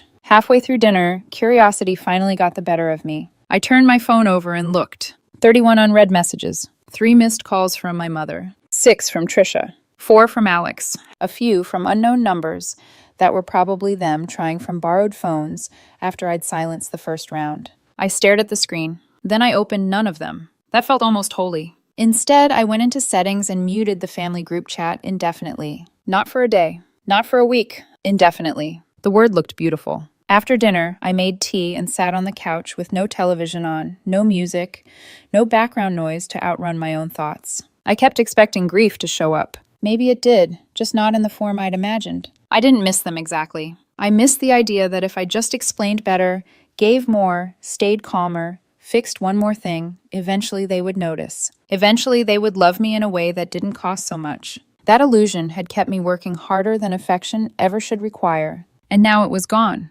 Painful, yes, but also freeing. Around 9, my phone buzzed once more. This time, just one message pushed through from Trisha because she knew how to use emphasis when she wanted attention. Wow. That was it. Just one word. I laughed out loud. Not because it was funny, because it was so perfectly her, furious not at what she'd done, not at the scene she'd created, but at the fact that consequences had finally arrived and found the correct address. I put the phone down and looked around the apartment again. The silence no longer sounded like punishment. It sounded like control, like the first deep breath after leaving a room you didn't realize had bad air until you stepped outside. And somewhere in that quiet, a thought settled over me with unnerving certainty. They still believed this was a fight. They thought there would be a dramatic return, a negotiation, some emotional back and forth where they'd shame me into re-entering the role I'd always played. But this wasn't a fight. It was a system shutting down. At work, when a tooth is too far gone, you can spend months pretending you're saving it, filling it, cleaning it, reinforcing it. But eventually, if the decay has reached the root, all that careful effort becomes theater. The structure is already compromised. The only honest thing left is extraction. That night, lying in bed, I realized I hadn't just cut payments. I had pulled something rotten all the way out. And the strange thing was, underneath the ache of it, underneath the exhaustion and the disbelief and the years of swallowed anger, there was something clean, a bare, unfamiliar kind of peace. I slept even better that second night. And in the morning, when the sunlight hit the floor and my phone stayed silent for almost an hour, I had my first real glimpse of what life might look like if I stopped being the emergency contact for people who only remembered I existed when something needed fixing. It scared me a little, how much I liked it. The first message that got through the mute filter came 3 days later. Not because I unmuted anything, because Trisha figured out that if she sent something short enough, sharp enough, and tagged directly to me, it would still push through. You're disgusting. I read it while standing between patients, one hand still gloved, the other holding my phone. For a second, I just stared at the words. Then I locked the screen and went back into the room. Open a little wider, I said to the man in the chair, like nothing had happened. And for the first time, nothing had. That was new. Before, even a single message like that would have stayed in my head all day. I would have replayed it, rewritten my response, imagined arguments that hadn't happened yet, tried to figure out how to explain myself in a way that would finally make them understand something they had never wanted to understand in the first place. Now it felt like background noise. Annoying. Predictable. But distant. An hour later, another one came through. You think cutting mom off makes you strong? Jimmy cried all night because we had to cancel his field trip. Hope you're proud. I leaned back in my chair during my lunch break. Sandwich in one hand, phone in the other. Field trip. That was the angle she chose. Not the mortgage. Not the utilities. Not the reality that they had been living off something that was never supposed to be permanent. A field trip. I let out a slow breath and set the phone face down. The thing about guilt is that it only works if you still believe you owe something. And for the first time in my life, I didn't. By the time I got home that night, there were 6 more messages waiting. You're selfish. You don't know what family means. Jimmy doesn't understand why you hate him. That one made me pause for exactly 2 seconds. Then I put the phone down again. Because that wasn't confusion. That was strategy. If you can't make someone feel guilty as an adult, you try to reroute the emotion through a child. It would have worked on me a month ago. It didn't now. I made dinner, watched half an episode of something I barely paid attention to, brushed my teeth, went to bed, no response. The silence stretched, and somewhere in the background, I could almost feel them getting louder to compensate for it. The next morning, Mark texted me, "You're famous, check this." There was a link. I already knew I wasn't going to like it before I opened it. GoFundMe. The title read, "Help Jimmy through a difficult time." I stared at the screen for a second, then tapped it open. There was a picture of Jimmy at Disneyland, wearing oversized Mickey Mouse ears, smiling like this was a birthday ad instead of a funding campaign. The description was worse. Due to sudden family hardship, unexpected expenses, and abandonment by certain relatives, we are struggling to provide Jimmy with the stability and care he deserves. Any support would mean the world. I read it twice. Abandonment. That word sat there like it had been carefully chosen. Not inaccurate enough to be obviously false. Not honest enough to be true. Just manipulative enough to invite sympathy from people who didn't know the full story. I scrolled down. One donation. $10. From my mother. I laughed. Actually laughed. Not because it was funny. Because it was so predictable, it almost felt scripted. Mark sent another message. They really can't survive without a villain. I typed back. Apparently not. Then I closed the page and didn't look at it again. That was the difference now. Before, I would have spiraled, wondered who was seeing it, what people were thinking, whether I should defend myself. Now, it just didn't reach me. At work, things picked up. I took more patience, stayed later, focused harder, not as an escape, as a choice. There's a certain kind of clarity that comes when you remove constant emotional interference from your life. Tasks become simpler. Decisions become cleaner. Time stretches in ways it didn't before because it's not being chipped away by other people's emergencies. I started going for runs in the morning. Nothing dramatic. Just quiet streets before sunrise, the sound of my own breathing, the steady rhythm of feet hitting pavement. It grounded me, reminded me that my body belonged to me, that my time did too. One afternoon, a new hire named Daniel, mid-20s, nervous in that eager way I recognized instantly, stood beside me, watching a procedure. "You make it look easy," he said.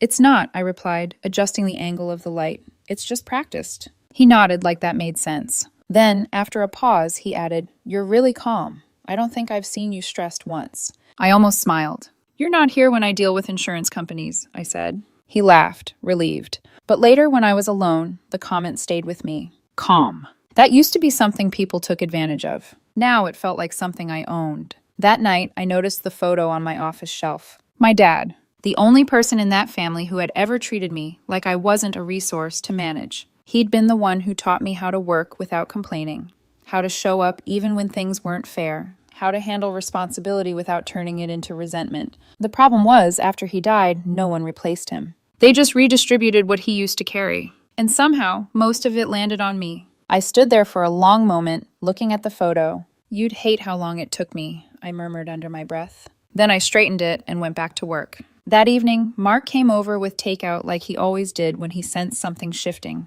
"Facebook yet?" he asked, dropping the bag on the counter. I raised an eyebrow. "You're betting on platforms now?" "I'm telling you," he said, grabbing a fork. "People escalate in predictable stages. First texts, then public pity. Next step is vague social media posts, fishing for validation." I checked my phone. Sure enough, there it was. A post from Trisha. Some people forget where they came from once they get a little money. But karma doesn't forget. The comments were already filling up. "Stay strong. You don't deserve this. Families should never turn their back on each other." I didn't recognize half the names. Distant cousins, old acquaintances, people who hadn't been in my life for years, suddenly reappearing as moral commentators. I didn't reply. Didn't like, didn't react. I just muted the thread. Mark watched me. "That's it?" he asked. "That's it. No speech? No actually here's the truth moment?" I shook my head. "Anyone who actually cares enough to know the truth already knows it," I said. "And anyone who's comfortable judging me off one vague post was never really on my side to begin with." He nodded slowly. "Look at you," he said. "All emotionally evolved and inconvenient." "I'm just tired," I replied. "Same thing sometimes." We ate in silence for a few minutes. Then he leaned back. "You okay, though? For real?" I considered that. "Yeah," I said. "It's weird, but I'm not angry." "Not even a little?" I shook my head. "I just don't care." He smiled. "That's how you know it's over." That night, after he left, I sat on the couch with my phone on silent again. No buzzing. No flashing screen. Just stillness. I realized something then. I didn't miss them. Not their voices. Not their messages. Not even the version of them I used to believe existed underneath all the noise. They could post whatever they wanted, say whatever they needed to protect their version of reality. It didn't change mine. For the first time in my life, I wasn't the one cleaning up after them. And that shift, it changed everything. 3 weeks passed like that. Quiet, steady, almost suspiciously peaceful. Then, one Thursday evening, just as I was locking up the clinic, my phone buzzed again. Unknown number. No voicemail. I ignored it. Walked to my car. Another message came through before I even opened the door. This one didn't look like the others. No sarcasm. No anger. No bait. Just a single line. "It's Trisha. Please don't block me. Jimmy's sick. It's bad. We lost insurance. I don't know what else to do."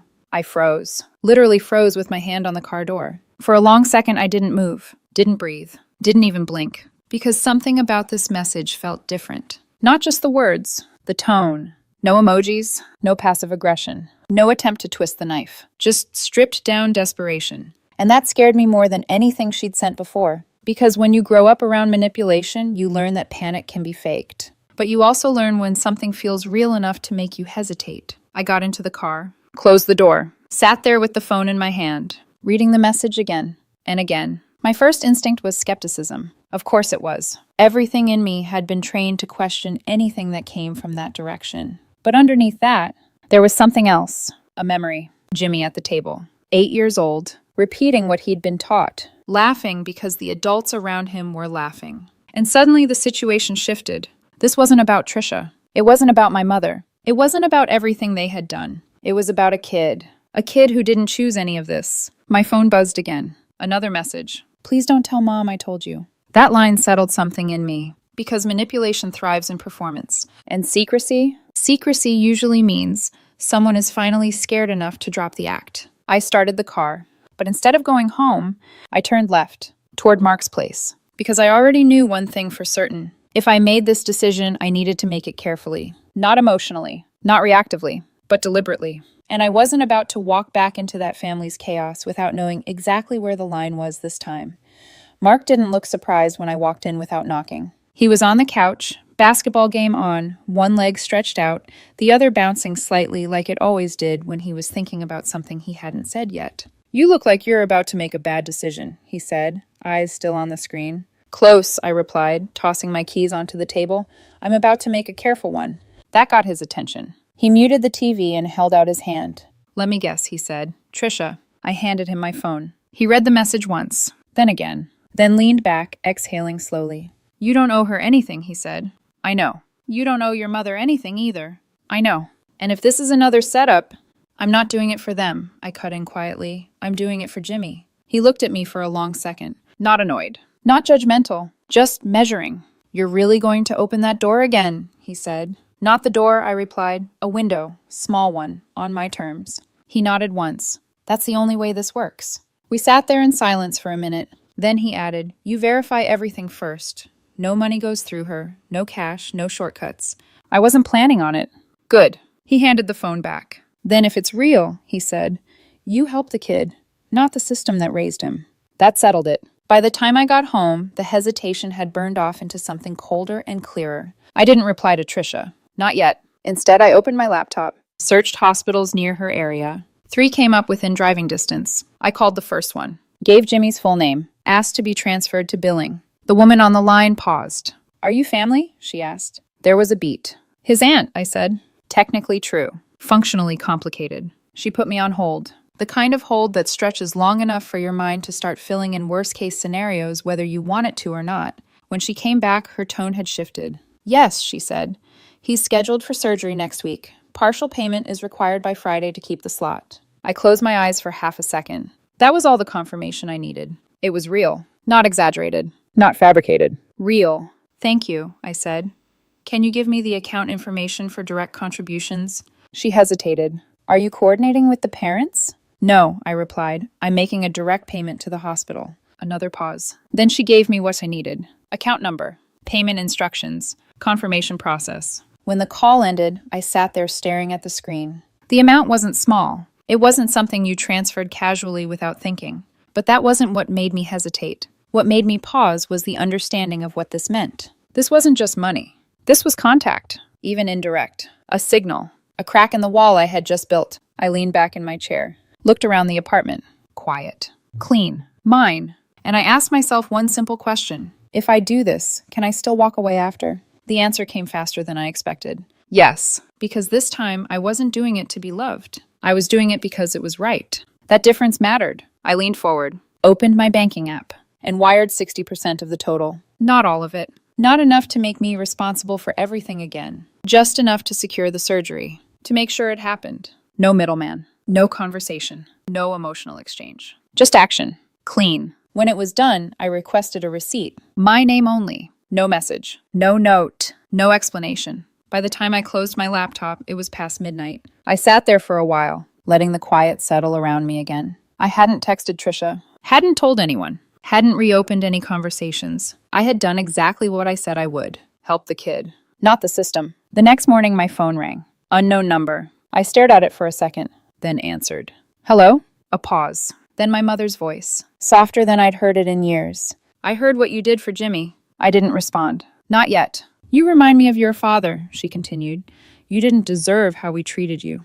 Another pause. I was wrong. Simple. No long speech. No excuses. No attempt to soften it with explanations. Just that. I stood there in my kitchen, phone pressed to my ear, feeling something shift in a way I hadn't expected. Not forgiveness. Not closure. Something quieter. Acknowledgement. Before I could say anything, she added, we were wrong. Then the line went dead. She didn't wait for a reply. Didn't ask for anything. Didn't try to turn it into a conversation.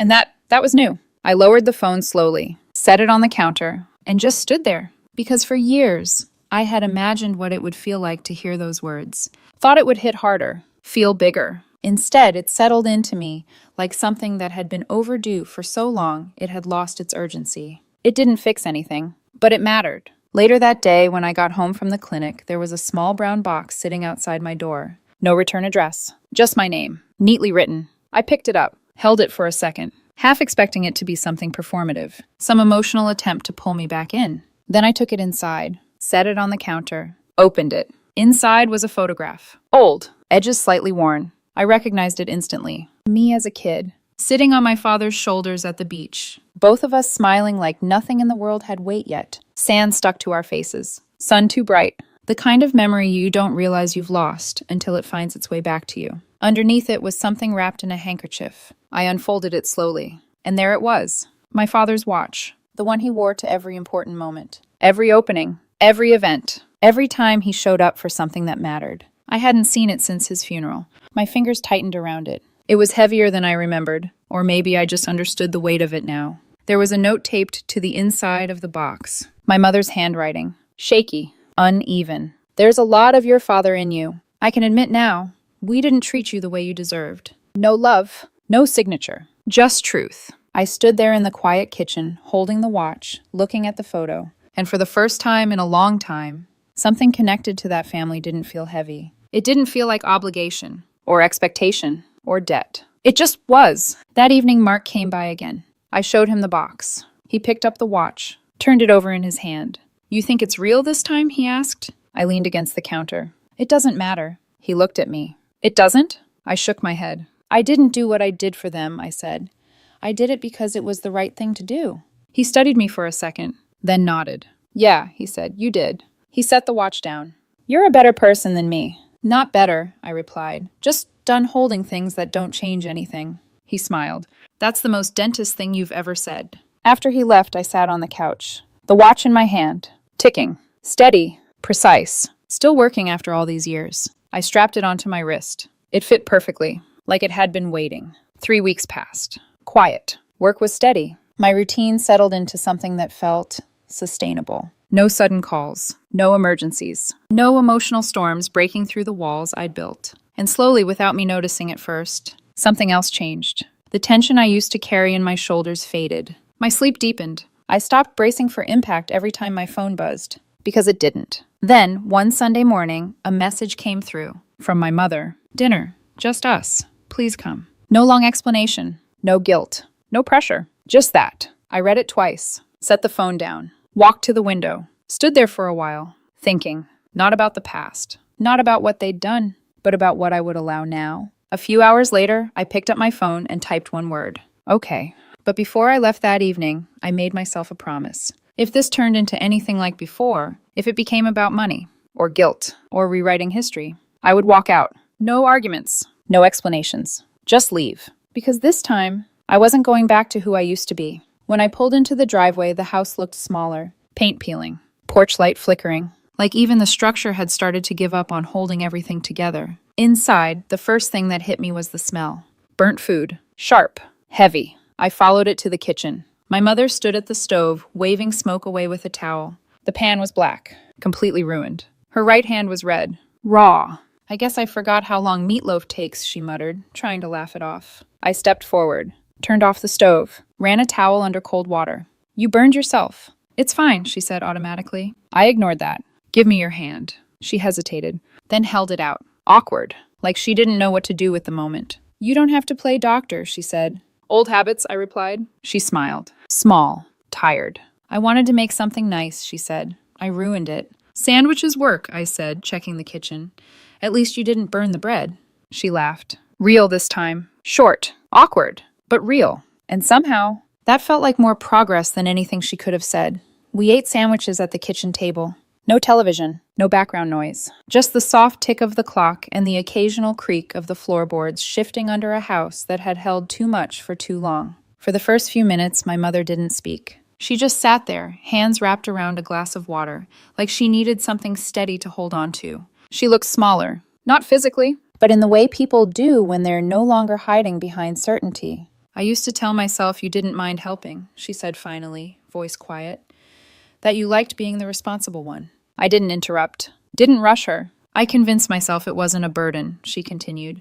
That you were just better at handling things. She paused, looked down at her hands. I know now that I took advantage of that. I leaned back slightly in my chair. You liked having someone who didn't push back, I said. Her eyes lifted. She didn't deny it. Yes, she said, because it made my life easier. That honesty landed heavier than any apology, because it wasn't softened. It wasn't dressed up to make her look better. It was just true. And because I knew you'd still show up, she added. Silence settled again, but this time it wasn't uncomfortable. It was clean, like a wound finally exposed to air after being covered for too long. I was proud of you, she said after a moment, but I didn't know how to say it without turning it into something I needed from you. I let that sit, because there was nothing to fix there. No response that would make it better or worse. It just was. Why now? I asked eventually. She took a breath. Because it's quiet here now, she said. Trisha barely comes by. Alex only calls when he needs something. And when the noise stopped, She hesitated, then continued. All that was left was what I did. She looked around the kitchen, at the worn cabinets, the scratched table, the empty spaces where people used to sit. I created that silence, she said. I followed her gaze. For the first time, I saw the house the way she must see it now. Not as a place filled with people, but as a place emptied by patterns that finally ran out of room to continue. And when I heard what you did for Jimmy, she added softly, I realized how wrong I'd been about you. I didn't react, didn't soften, didn't harden. I just listened. You didn't do it to get something back, she said. You did it because you're decent. Her voice caught slightly. I used to call that weakness. She shook her head. It's not. That was the closest she came to breaking. No tears, no dramatics, just a quiet admission that cost her something to say. You could have said that a long time ago, I replied. I wasn't ready to mean it, she said. And that was the difference. Not timing, not regret, truth. We finished eating in silence. When I stood to clear the plates, she didn't stop me. Didn't insist. Didn't turn it into something symbolic. She just let me do it. And somehow that felt right. At the door, she walked me out. You can come by again, she said. Not for help, just for dinner. I paused. Not because I didn't hear her, because I wanted to make sure she understood the answer. We'll see, I said. She nodded. Fair. At the threshold, she added one more thing. You know, she said, you handle everything like your father did. I looked back at her. Quietly? She shook her head. Clearly. That stayed with me. I already stopped carrying everyone, I said.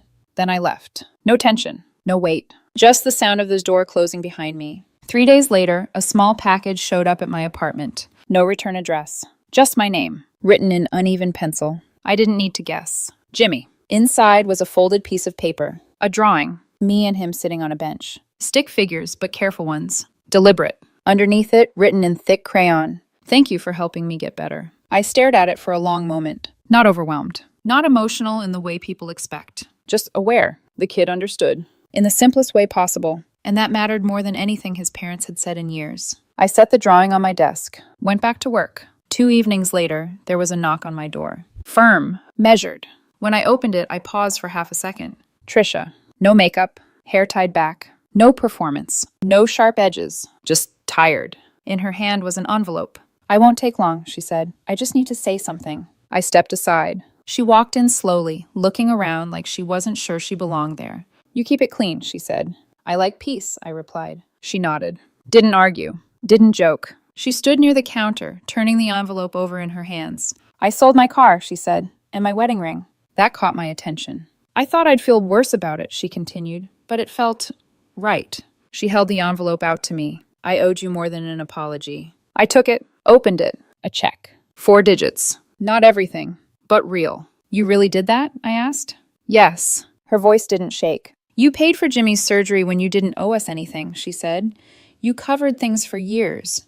You warned me to grow up, and I didn't listen. She exhaled slowly. I thought I was the one holding this family together. I met her eyes. You weren't. She blinked, then nodded. I know that now. Silence filled the room. But she didn't fill it with excuses. That was new. I used to think you helped because you needed to feel important, she said. Now I know you just cared, and we used that. I leaned against the counter. You did worse than that, I said. Her eyes flicked up. Guilt. Clear. Undeniable. You made me the enemy for finally saying no, I continued. You had your kid spit in my cup. You laughed. Then you used him again to try to guilt me. She swallowed hard. I deserve that, she said quietly. You do. No softness, no cushioning, just truth. And if you're serious about changing, I added, you start by understanding that what you did wasn't just mean. It was deliberate. She nodded, slowly. I know. I studied her for a second, waiting. Not for perfection, for resistance. It didn't come. I'm sorry, she said. Not for appearances, not for money, for how I made you feel like you didn't matter. That was the first real apology I'd heard from her, and it didn't come with a request attached. I folded the check back into the envelope, set it on the counter. She reached into her pocket and pulled out a photo. Jimmy, hospital gown, plastic sword in hand, grinning. He talks about you all the time, she said. Says you're the reason he gets to go back to school. I nodded once. He's a good kid, I said, just raised in a bad environment. She let out a breath. I'm trying to fix that. Then keep fixing it, I said, walking her toward the door. But don't expect me to forget everything overnight. She paused. I don't. Forgiveness doesn't mean access, I added. I know. That answer mattered. At the door, she looked at me one more time. You were right, she said, about everything. I gave a small shrug. Then prove it. She nodded. Then left. No drama. No lingering. Just gone. An hour later, Mark showed up with coffee. As usual. Heard from the circus? He asked. I pointed at the envelope. She paid me back. He blinked. Seriously? Sold her car and her ring. He let out a low whistle. Didn't think she had that in her. Neither did I. That night, I checked my email. One new message. Jimmy. Hi, Aunt Vanessa. I feel better now. Mom says I can visit someday. I hope you're not mad at us anymore. I read it twice. Then typed. Glad you're better. Keep doing what's right. No long speech. No emotional weight. Just enough. Months passed. Quiet ones. The clinic ran smoother than ever. I stopped waiting for chaos to come back. Because it didn't. Then one Saturday morning, my phone buzzed. A message from my mother. Bought a place 10 minutes from you. It's small. It's mine. No request. No hint. Just information. That said more than anything else she could have written. A week later, another message. From Trisha. Got a job. Administrative. Not much, but steady. Again. No asking. No fishing for praise. Just facts. I didn't reply. But I didn't delete it either. Then, one quiet evening, another message came through. Jimmy, we're having a family dinner. A real one. No yelling. You can say no, but I hope you don't. I stared at the screen. A real family dinner. That phrase used to mean something else entirely. Something performative. Temporary. Fragile. This felt different. Simple. Honest. I typed back. I'll be there. When Sunday came, I walked up to the house with no expectations. No script. No emotional preparation. Just awareness. Before I could knock, the door opened. My mother stood there, dish towel in hand. Hey, stranger, she said. I stepped inside. The smell hit first. Home cooked, not burnt. Trisha stood at the table, setting plates. When she saw me, she paused, then smiled. Not wide. Not fake. Just enough. You came. I said I would. Jimmy ran out from the kitchen, holding something in his hands. I made you this. He handed me a folded napkin. Carefully shaped. For when you eat, he said, in case it gets messy. I laughed. Real. Unforced. You remember what I do for a living, huh? He nodded proudly. Dentists don't like stains. Good memory, I said. Dinner wasn't perfect. There were pauses. Moments where no one spoke. Places where old habits almost showed up and then didn't. And that was what made it real. Not the absence of tension. The effort to not fall back into it. When I stood to leave, my mother walked me to the door. Thanks for coming, she said. Thanks for cooking. She smiled. You look more like your father every year. I shrugged. Guess I finally took after the right parent. She nodded. No offense. Just understanding. We're trying, she said. I can tell. Slowly. That's fine. Outside, Jimmy called from the window. Next time I'll make dessert. We'll see, I said, waving. As I walked to my car, the air felt cool. Clean. No weight pressing on my chest. No tension pulling at my shoulders. Just quiet.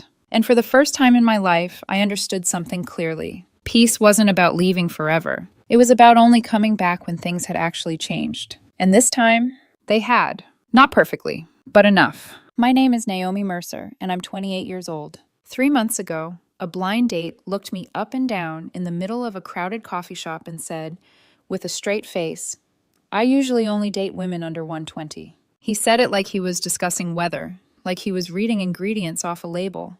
Casual, polite even. That was the worst part. What happened after that is the reason people I barely know still recognize me in grocery stores. But before I get to the coffee shop and the slow clap and the water running down my shirt in front of 30 strangers, you need to understand something about me. I am not dramatic. I work in logistics coordination for a distribution company outside Philadelphia. It is not glamorous. Nobody hears that and leans forward with fascination. But it pays well, I'm good at it, and I like the quiet satisfaction of solving problems before they become disasters. My days are spreadsheets, shipment delays, inventory reports, phone calls from stressed managers, and the kind of calm decision-making that keeps everything from falling apart. I have my own apartment. My car is paid off. My fridge is usually full. I meal prep on Sundays like the sort of woman who has accidentally become her mother in the best possible ways. I go to the gym 4 times a week, not because I'm chasing some fantasy body, but because I like feeling strong. I read real books. I water my plants. I answer texts. I remember birthdays. My life is steady, and honestly, I liked it that way. Dating had been the only part that felt exhausting. Not tragic, not devastating, just exhausting. Too many men who treated first dates like auditions. Too many profiles full of requirements disguised as jokes. Too many conversations that somehow circled back to what women should look like, wear, weigh, or tolerate. One guy asked if I was naturally tiny before he asked what I did for work. Another told me I was refreshingly low maintenance looking, which I'm still not sure was meant as a compliment. One man spent an entire dinner talking about his ex-girlfriend's Pilates body like it was a personality trait. After a year of that, I mostly stopped trying. Then Brandon from work got engaged. Brandon is one of those golden retriever men who thinks every problem can be solved with enthusiasm and grilled meat. His fiancée, Claire, is worse in the most loving way possible. Once she decides two people should meet, she commits like she's negotiating a peace treaty. For 2 weeks straight, she kept bringing up her friend Jason Whitaker. He's smart, she told me during happy hour. He works in hospital administration, she said in the break room the next day. He's funny, he's polished, and he's tired of shallow dating, she announced like she was reading from a brochure. I gave her the same answer 3 separate times. Maybe. We'll see. Claire did not let it go. She showed me his social media. Professional headshots, tailored jackets, rooftop bars, charity event photos, the kind of man who always looked recently moisturized. He was objectively attractive, I'll give him that. Dark hair, expensive smile, the posture of someone who had been told all his life that walking into a room already counted as an accomplishment. Eventually I caved. 1 coffee, I said. That's it. Low stakes, public place, easy exit. Claire practically lit up. She made a group chat that night, and Jason was smooth right away. Easy messages, good grammar, confident without being sloppy. He asked about my job. I asked about his. We joked a little about Brandon and Claire acting like they were arranging a royal marriage. Nothing felt electric, but nothing felt alarming either. By Friday night, Claire texted me privately. Jason's really excited about tomorrow. Just be yourself. That should have been my first warning. Saturday afternoon, I showed up right on time to one of those downtown coffee places that look industrial on purpose. Exposed brick, black metal chairs, plants hanging from the ceiling like they were being held hostage by aesthetics.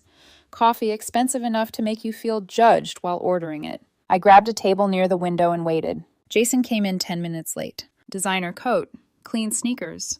Watch that probably cost more than my monthly electric bill. He took off his sunglasses, saw me, and did not smile. He just looked. That slow, sliding head-to-toe inventory scan. I stood up anyway. Hey, Jason? He stopped beside the table and tilted his head slightly. You're Naomi. Not a question, more like confirmation. Yeah, I said. Nice to finally meet you. His eyes dipped once more, then back up to my face. What size are you? I honestly thought I had misheard him. I'm sorry? He pulled out the chair across from me but didn't sit yet. Your size. Claire made it sound like you were really fit. For 1 second, I just stared at him. Then I actually laughed, because sometimes when something is offensive enough, your body rejects it as reality. I go to the gym, I said, if that's what you're asking. That's not really what I asked. There was no smile, no teasing tone. He was serious. I stayed standing a beat longer before sitting back down. And that's not really an acceptable first question. He finally sat. I'm just honest, he said, placing his phone on the table. I don't like wasting time. There it was, that polished cruelty some people mistake for confidence. I picked up the menu even though I already knew I was getting plain coffee. Honesty is usually more impressive when it has manners. He smiled then, but it was thin. Fair enough. A barista came over. Jason ordered something so specific it sounded like a chemistry assignment. Almond milk, half sweetener, extra shot, no foam. I got regular coffee. Once we were alone again, he leaned back and crossed one leg over the other. So Claire says you work in logistics. I manage supply chain operations for a regional distribution center. He nodded slowly. That sounds stable. The way he said stable made it sound like beige wallpaper. It is, I said. He glanced around the cafe. I usually date women in more creative fields. I almost smiled. That must be thrilling for them. His mouth twitched. He wasn't sure whether I was flirting or warning him. For the next 15 minutes, everything got worse in small, careful ways. He checked his reflection in his phone screen twice. He interrupted me while I was talking about work. He asked whether I'd ever considered leaning more feminine with my style. He complimented my face in a way that somehow felt like a criticism of the rest of me. Then the real humiliation walked in. 3 of his friends. 2 women and 1 man, all dressed like they'd come from brunch and were heading somewhere with reservations. Jason saw them first and lifted a hand. I watched his expression change immediately. Looser, louder, performative. Oh, wow, one of the women said as they approached. Is this the date? Jason gave a little laugh. Unfortunately. That word landed harder than it should have. The three of them gathered around the table without asking. Their eyes moved over me exactly the way his had. One of the women, blonde, expensive scarf, smile sharp as glass, looked at Jason and then at me. She's pretty, she said, lowering her voice just enough to pretend she wasn't being rude. But is she your type? Jason exhaled through his nose like he'd been burdened with a difficult truth. Not really. They all laughed. Not loudly. That almost made it worse. My coffee arrived then, warm in my hands, and I remember thinking with bizarre clarity that the cup felt steadier than I did. The blonde looked at me. Do you mind if I ask, what size are you? Jason smirked into his drink, and something inside me went very, very still. I set the cup down carefully. Do you mind, I said, my voice calm enough to surprise even me, if I ask Jason how tall he is? The table went quiet. Jason's eyes snapped to mine. I held his gaze. Because if this was about to become a public conversation, then fine. Let it become one. Jason gave a short laugh, the kind men use when they think they still control the room. Sure, he said. I'm 6 feet. I looked at him for a moment. He was close, maybe, but not quite. Not that it mattered. That was the point. I nodded slowly, as if I were considering a product specification. Interesting. The blonde friend folded her arms. What does that mean? It means, I said, if we're all apparently comfortable turning basic human decency into a physical screening process, I'd just like to understand the criteria. Jason leaned back in his chair, smiling for his audience now. Naomi, come on, don't be dramatic. That word, dramatic. The favorite label of people who create humiliation and then get offended when it has witnesses. I kept my tone level. You opened this date by asking my size. And, he said, and now your friends are standing around me like I'm being evaluated at a livestock auction. The dark-haired man in the group barked out a laugh. One of the women covered hers with her hand. Jason looked amused, which told me everything I needed to know. He wasn't embarrassed. He wasn't uncomfortable. He had done this before, turned a woman into the punchline so he could look effortless in front of an audience. It's just preference, Jason said with a shrug. Everyone has preferences. Of course they do. He spread his hands. So what's the issue? I tilted my head slightly. No issue. I'm just trying to follow the rules. He narrowed his eyes. What rules? The ones where you get to ask about my size in the first 30 seconds imply I'm a disappointment. Let your friends join in and call it honesty. I paused. I assume that means I'm allowed to ask questions too. One of the women shifted uncomfortably. Good. At least one person in this little circus still had a functioning nervous system.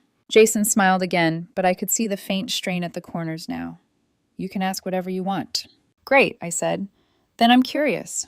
If your standard is women under 120, is that with clothes on or off? The silence hit the table like a dropped glass. His male friend choked on a laugh. The blonde's smile vanished. Jason's face changed in a way I will remember for a long time. Not anger first. Shock. Pure shock. Because men like him always assume their standards are neutral, natural, harmless.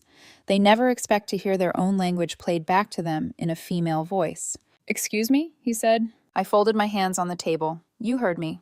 That's incredibly rude. I almost smiled. Is it? Yes. I nodded like I was taking mental notes. See, I'm confused. Because 10 minutes ago you asked my size before you asked me anything real about myself. Then you let your friends stand here and discuss whether I'm your type while I was sitting in front of you. So I'm trying to understand exactly when objectification became rude. Was it rude when I did it, or only when it happened to you? The dark-haired friend looked down at the floor. One of the women muttered, Okay, this is getting weird. No, it had been weird from the moment Jason treated me like an item with returnable packaging. It was just unpleasant now because the mirror had turned. Jason laughed again, but there was heat under it now. That's not the same thing. Explain it to me. You're trying to embarrass me. I held his gaze. You brought an audience. He opened his mouth, then closed it. And that was when I knew. Not that I had won anything, not yet, but I had punctured something. His confidence depended on women staying polite while he was cruel. Without that, all he really had was posture and a watch. The blonde tried to rescue him. Jason didn't mean anything by it. He just knows what he wants. And I don't? I asked. She blinked. I continued, still calm, still almost conversational. See, that's the part I find fascinating. A man can reduce a woman to a number and call it standards. A woman reflects that same energy back, and suddenly she's unstable, aggressive. Too much. Jason leaned forward. You're making this into something it isn't. I laughed softly. No, I think I'm making it exactly what it is. A few people at nearby tables had gone very still, not openly staring yet, but listening. The barista by the register was pretending to wipe down a spotless counter. Jason looked around and seemed to realize, maybe for the first time, that this scene was no longer flattering him. He lowered his voice. You know what? This clearly isn't going anywhere. That should have been the end. A normal person would have stood up, left, let the ugliness die in the air, and never thought about me again. But Jason didn't want to leave. He wanted the last word. He wanted to make sure, in front of his friends, that I left smaller than I arrived. He stood up, adjusted the sleeve of his coat, and looked down at me. For what it's worth, he said with that polished, poisonous calm, you'd probably do a lot better dating if you were less defensive. One of his friends snorted. I stood, slowly. Not because he intimidated me, because I refused to let him tower over the moment like he'd earned it. For what it's worth, I said, you'd probably do better dating if you liked women as people. That landed. His friends looked away. Jason's face hardened. Wow. Yeah, I said softly. Wow. The blonde took a step toward him. Let's just go. But he wasn't done humiliating himself. He gave me a once-over that was somehow uglier now because the charm had dropped out of it. I'm allowed to have standards, he said. And I'm allowed to have self-respect. That's not what this is. No, I agreed. It's what happens when a man mistakes cruelty for charisma. The dark-haired friend actually laughed again, and this time he couldn't hide it. Jason shot him a look sharp enough to cut skin. Then he looked back at me and said the sentence that pushed everything over the edge. You're acting like I rejected you. Trust me, Naomi, you were never actually in the running. There are moments when humiliation burns hot, and then there are moments when it goes cold. This one went cold. I felt my heart beat slow, my face smooth out, my voice settle into something so steady it startled even me. Jason, I said, you invited an audience to help you rank my body on a first date, and the only thing you've proven is that no woman loses by not being chosen by you. Nobody laughed that time, because it was true, and truth has a different sound when it lands. His jaw tightened. The blonde put a hand on his arm, maybe to pull him away, maybe to save him from himself. He shook it off. Then he picked up the glass of ice water beside his coffee. I saw the movement before I fully believed it. The lift of his wrist, the twist of his shoulders, that tiny vicious decision. For one absurd second, my mind supplied practical thoughts. This is my favorite sweater. That water is freezing. He is really about to do this in public. The water hit me full across the chest. Cold, sudden, sharp enough to steal my breath. A few people gasped. Someone near the register said, "Oh my God." My sweater clung instantly to my skin.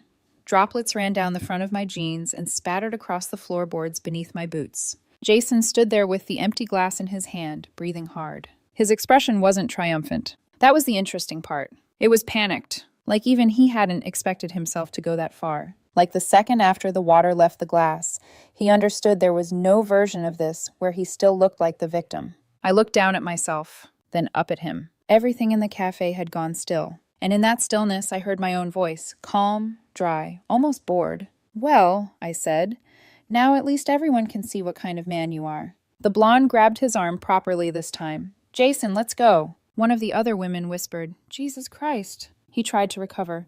She was attacking me. No, I said, I was answering you. He opened his mouth again, but one of the baristas stepped out from behind the counter. Sir, she said firmly, you need to leave.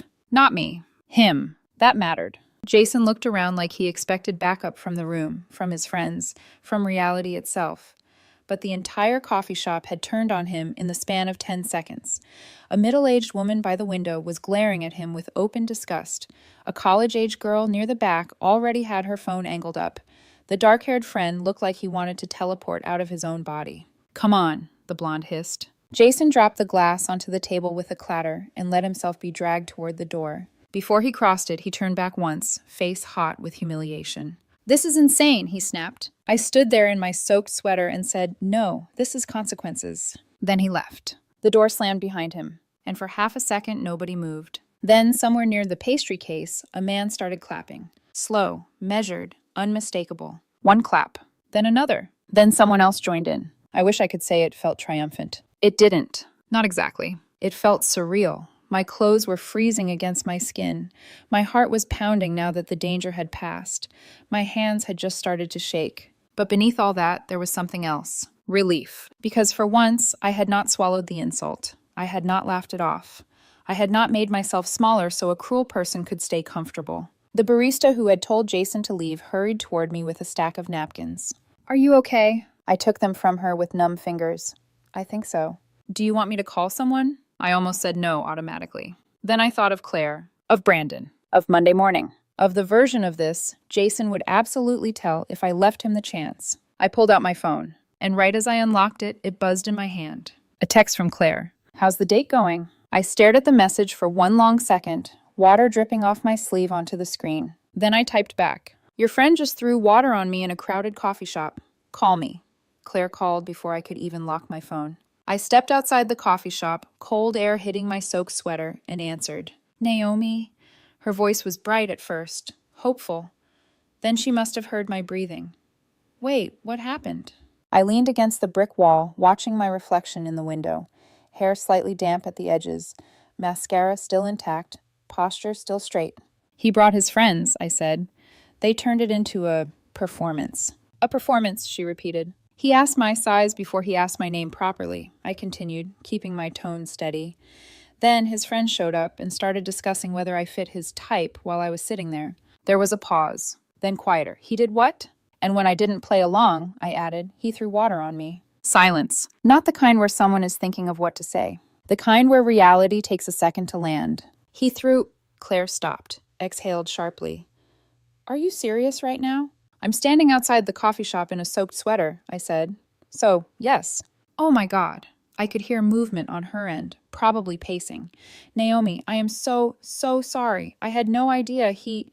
It's not your fault, I cut in gently. You didn't throw the water. That's not the point, she said quickly. I vouched for him. I know. And he humiliated you.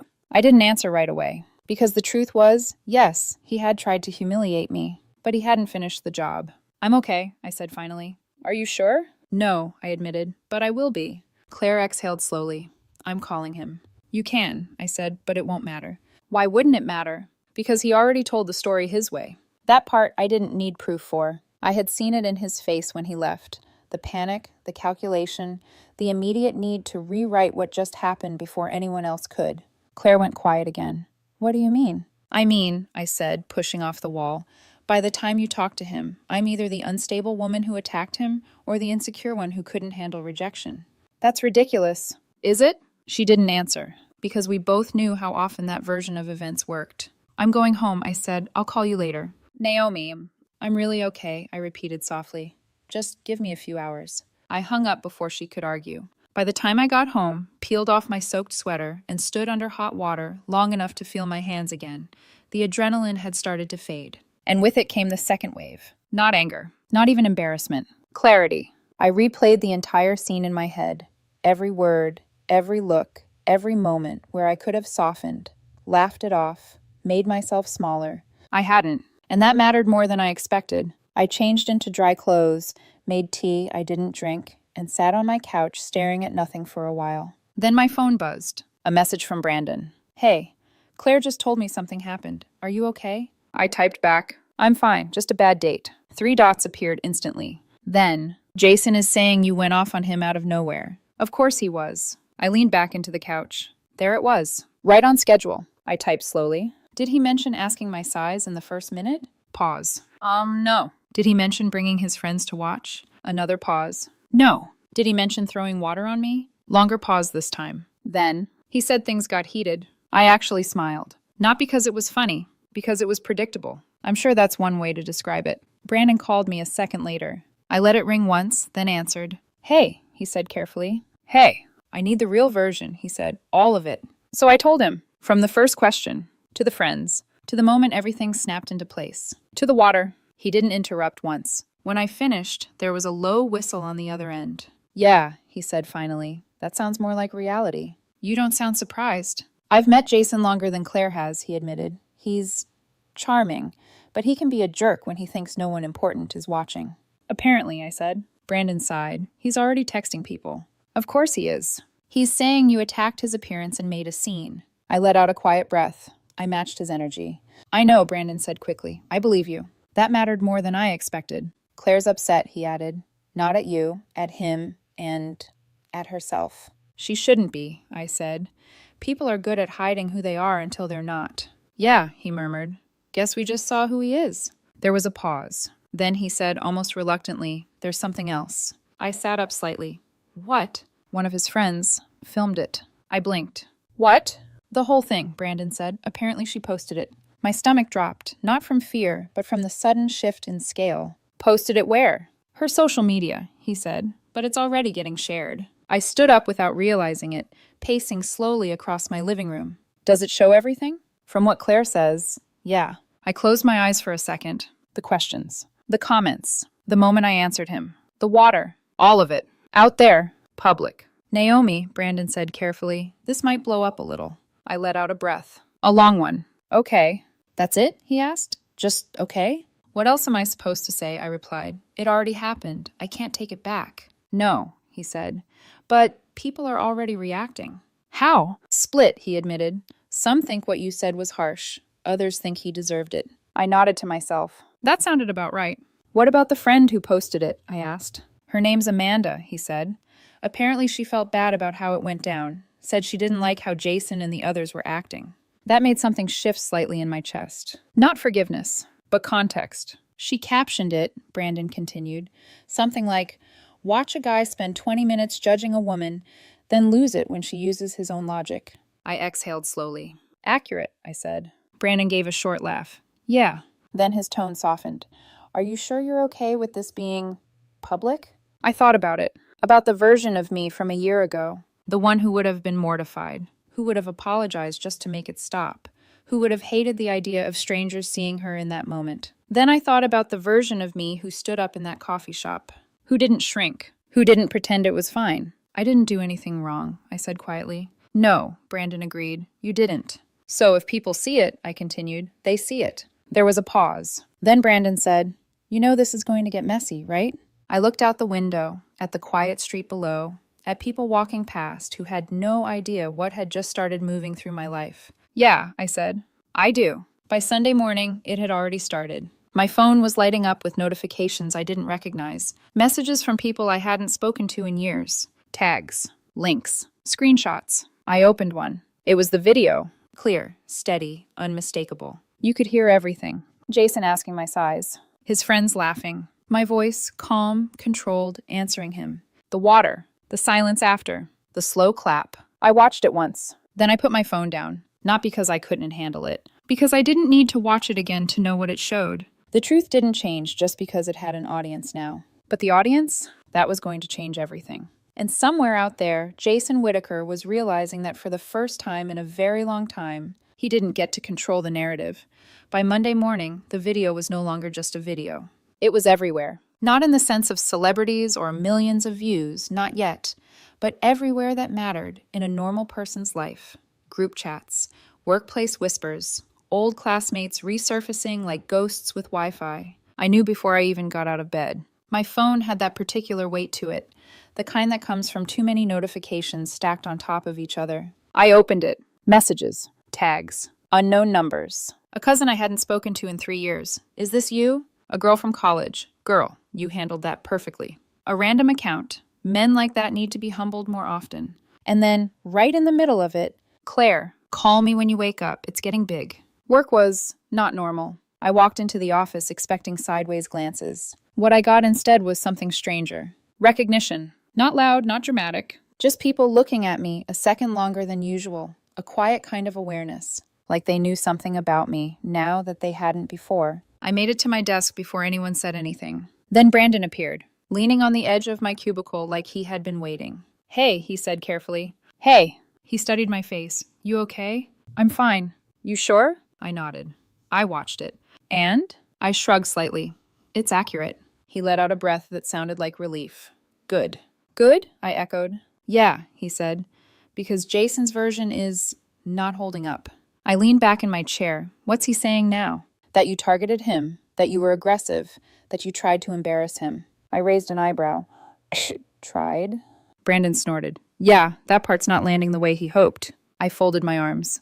And people? They've seen the video, he said simply. Exactly. That was the difference. Stories can be twisted, but footage? Footage has a way of cutting through performance. He's spiraling, Brandon added. That word landed quietly. Spiraling how? Texting people nonstop, he said. trying to get them to take his side, saying you set him up somehow. I almost laughed. Set him up to ask me my size? Apparently, Brandon said dryly. I shook my head slowly. There it was again. That need to rewrite reality into something that made him the victim. What about his friends? I asked. Brandon hesitated. That's where it gets interesting. By lunchtime, I had the full picture. The friend who filmed everything, Amanda, had not only posted the video, she had refused to take it down. And not quietly, publicly. She had gone into their group chat and told the truth. That Jason started it, that he let it escalate, that he enjoyed it, right up until the moment it turned on him. And then, when he tried to spin it afterward, she posted the video because she was tired of watching him get away with it. That part stayed with me. Not because it made me feel vindicated, but because it meant something had shifted even inside his own circle. People weren't just reacting, they were reevaluating. Tuesday, things escalated again. The video jumped from hundreds of views to thousands, then tens of thousands. Someone had shared it to a relationship discussion page. Then another account picked it up. Then a local blog. The title Brandon showed me made me wince and laugh at the same time. Coffee shop date turns into public debate. After man judges woman's body, regrets it instantly. Regrets it instantly? I repeated. Brandon shrugged. That part might be optimistic. My phone buzzed again. Another message. This time from someone I didn't recognize. Hey, I was there. You handled that better than anyone I know would have. I stared at it for a second, then replied, Thank you. Simple. But it mattered, because this wasn't just online anymore. It was real people, witnesses. Claire called me that night. She sounded exhausted. I talked to him, she said. And? A long pause. I don't think I like who he is, she admitted quietly. That landed harder than anything else that day. Because Claire wasn't dramatic either. For her to say that, it meant the illusion was gone. What did he say? I asked. That you humiliated him, she said. That you went too far. I leaned back on my couch. Did he mention the water? Yes, she said. He said you pushed him. Of course he did. I closed my eyes briefly. Claire, I said gently, if I had pushed him, it would be in the video. She exhaled slowly. I know. And I saw it, she said. All of it. Silence stretched between us for a moment. Then she added softer now. I'm really sorry. I shook my head even though she couldn't see me. You didn't do this. I introduced you to him. And now you know who he is. Another pause. Then, quietly, yeah. By Wednesday, something unexpected started happening. The noise started changing. At first, it had been chaotic. Mixed opinions, arguments, debates. Now, it was settling. And the direction it settled in was not his. People were still discussing whether my response had been harsh. But fewer people were defending what started it. That mattered, because the narrative had shifted from, she was rude, to, why did he think that was okay in the first place? That question was bigger than both of us. That same afternoon, I got a message from Amanda, the girl who filmed it. Hey, I just wanted to check if you're okay with everything. I stared at the screen for a second, then typed back, I'm okay, thank you for posting it. Her reply came quickly. I almost didn't, but I couldn't stand watching him twist it. That made sense. We talked for a bit after that. Nothing heavy, just normal conversation. And that alone felt strange, because she had seen one of the most uncomfortable moments of my life, and still spoke to me like I was a person, not a clip. Before the conversation ended, she added, for what it's worth, he does this a lot. You're just the first person who didn't let him get away with it.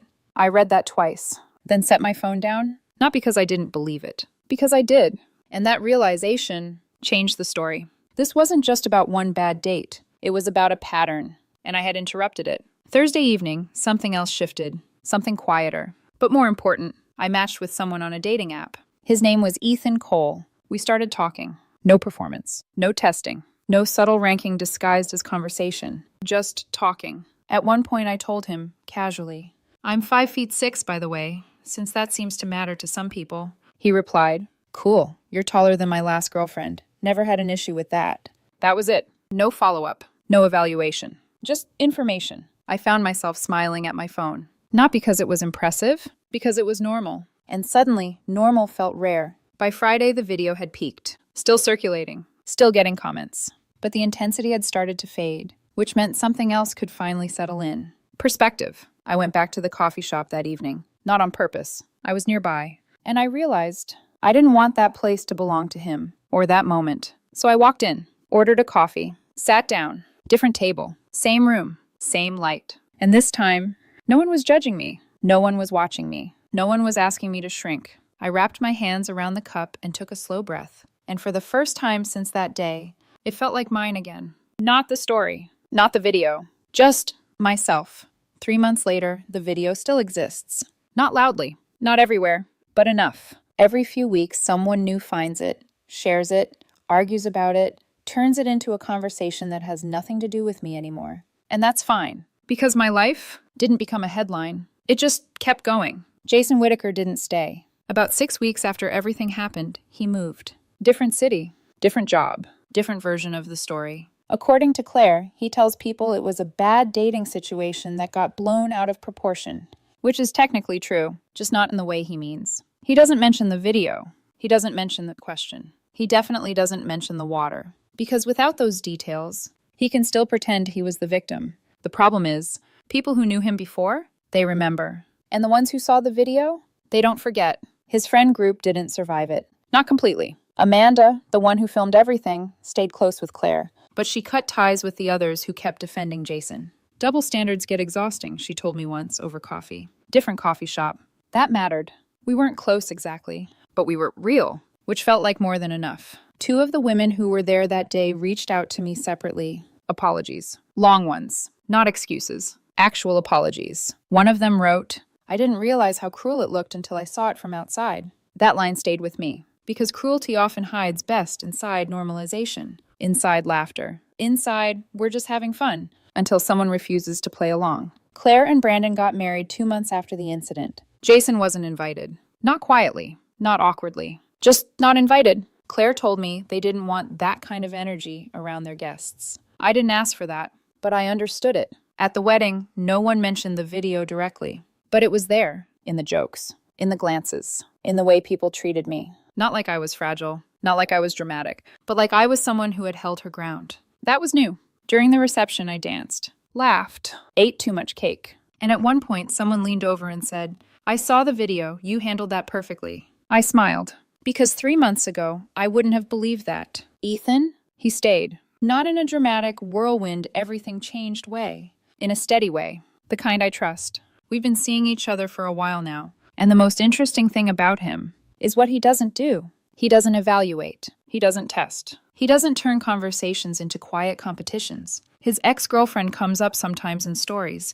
Normal, neutral, past. No tension. No comparison. Just life that existed before me. Which is exactly how it should be. The first time I told him the full coffee shop story, he listened the entire way through. Then he said, "You didn't overreact." That was it. No analysis. No debate. Just understanding. And somehow, that meant more than all the internet validation combined. As for me, my apartment is the same. My job is the same. My routines are the same. I still meal prep on Sundays. Still go to the gym. Still read books that pile up faster than I finish them. Still live a life that sounds boring when you describe it, and feels solid when you're inside it. The only real difference is quieter, but sharper. I don't ignore discomfort the same way anymore. I don't laugh off things that aren't funny. And I don't stay in spaces where respect is treated like a bonus instead of a baseline. A few weeks ago, something unexpected happened. I was at a grocery store. Produce section. Normal day. A woman, mid-40s, wedding ring, tired eyes,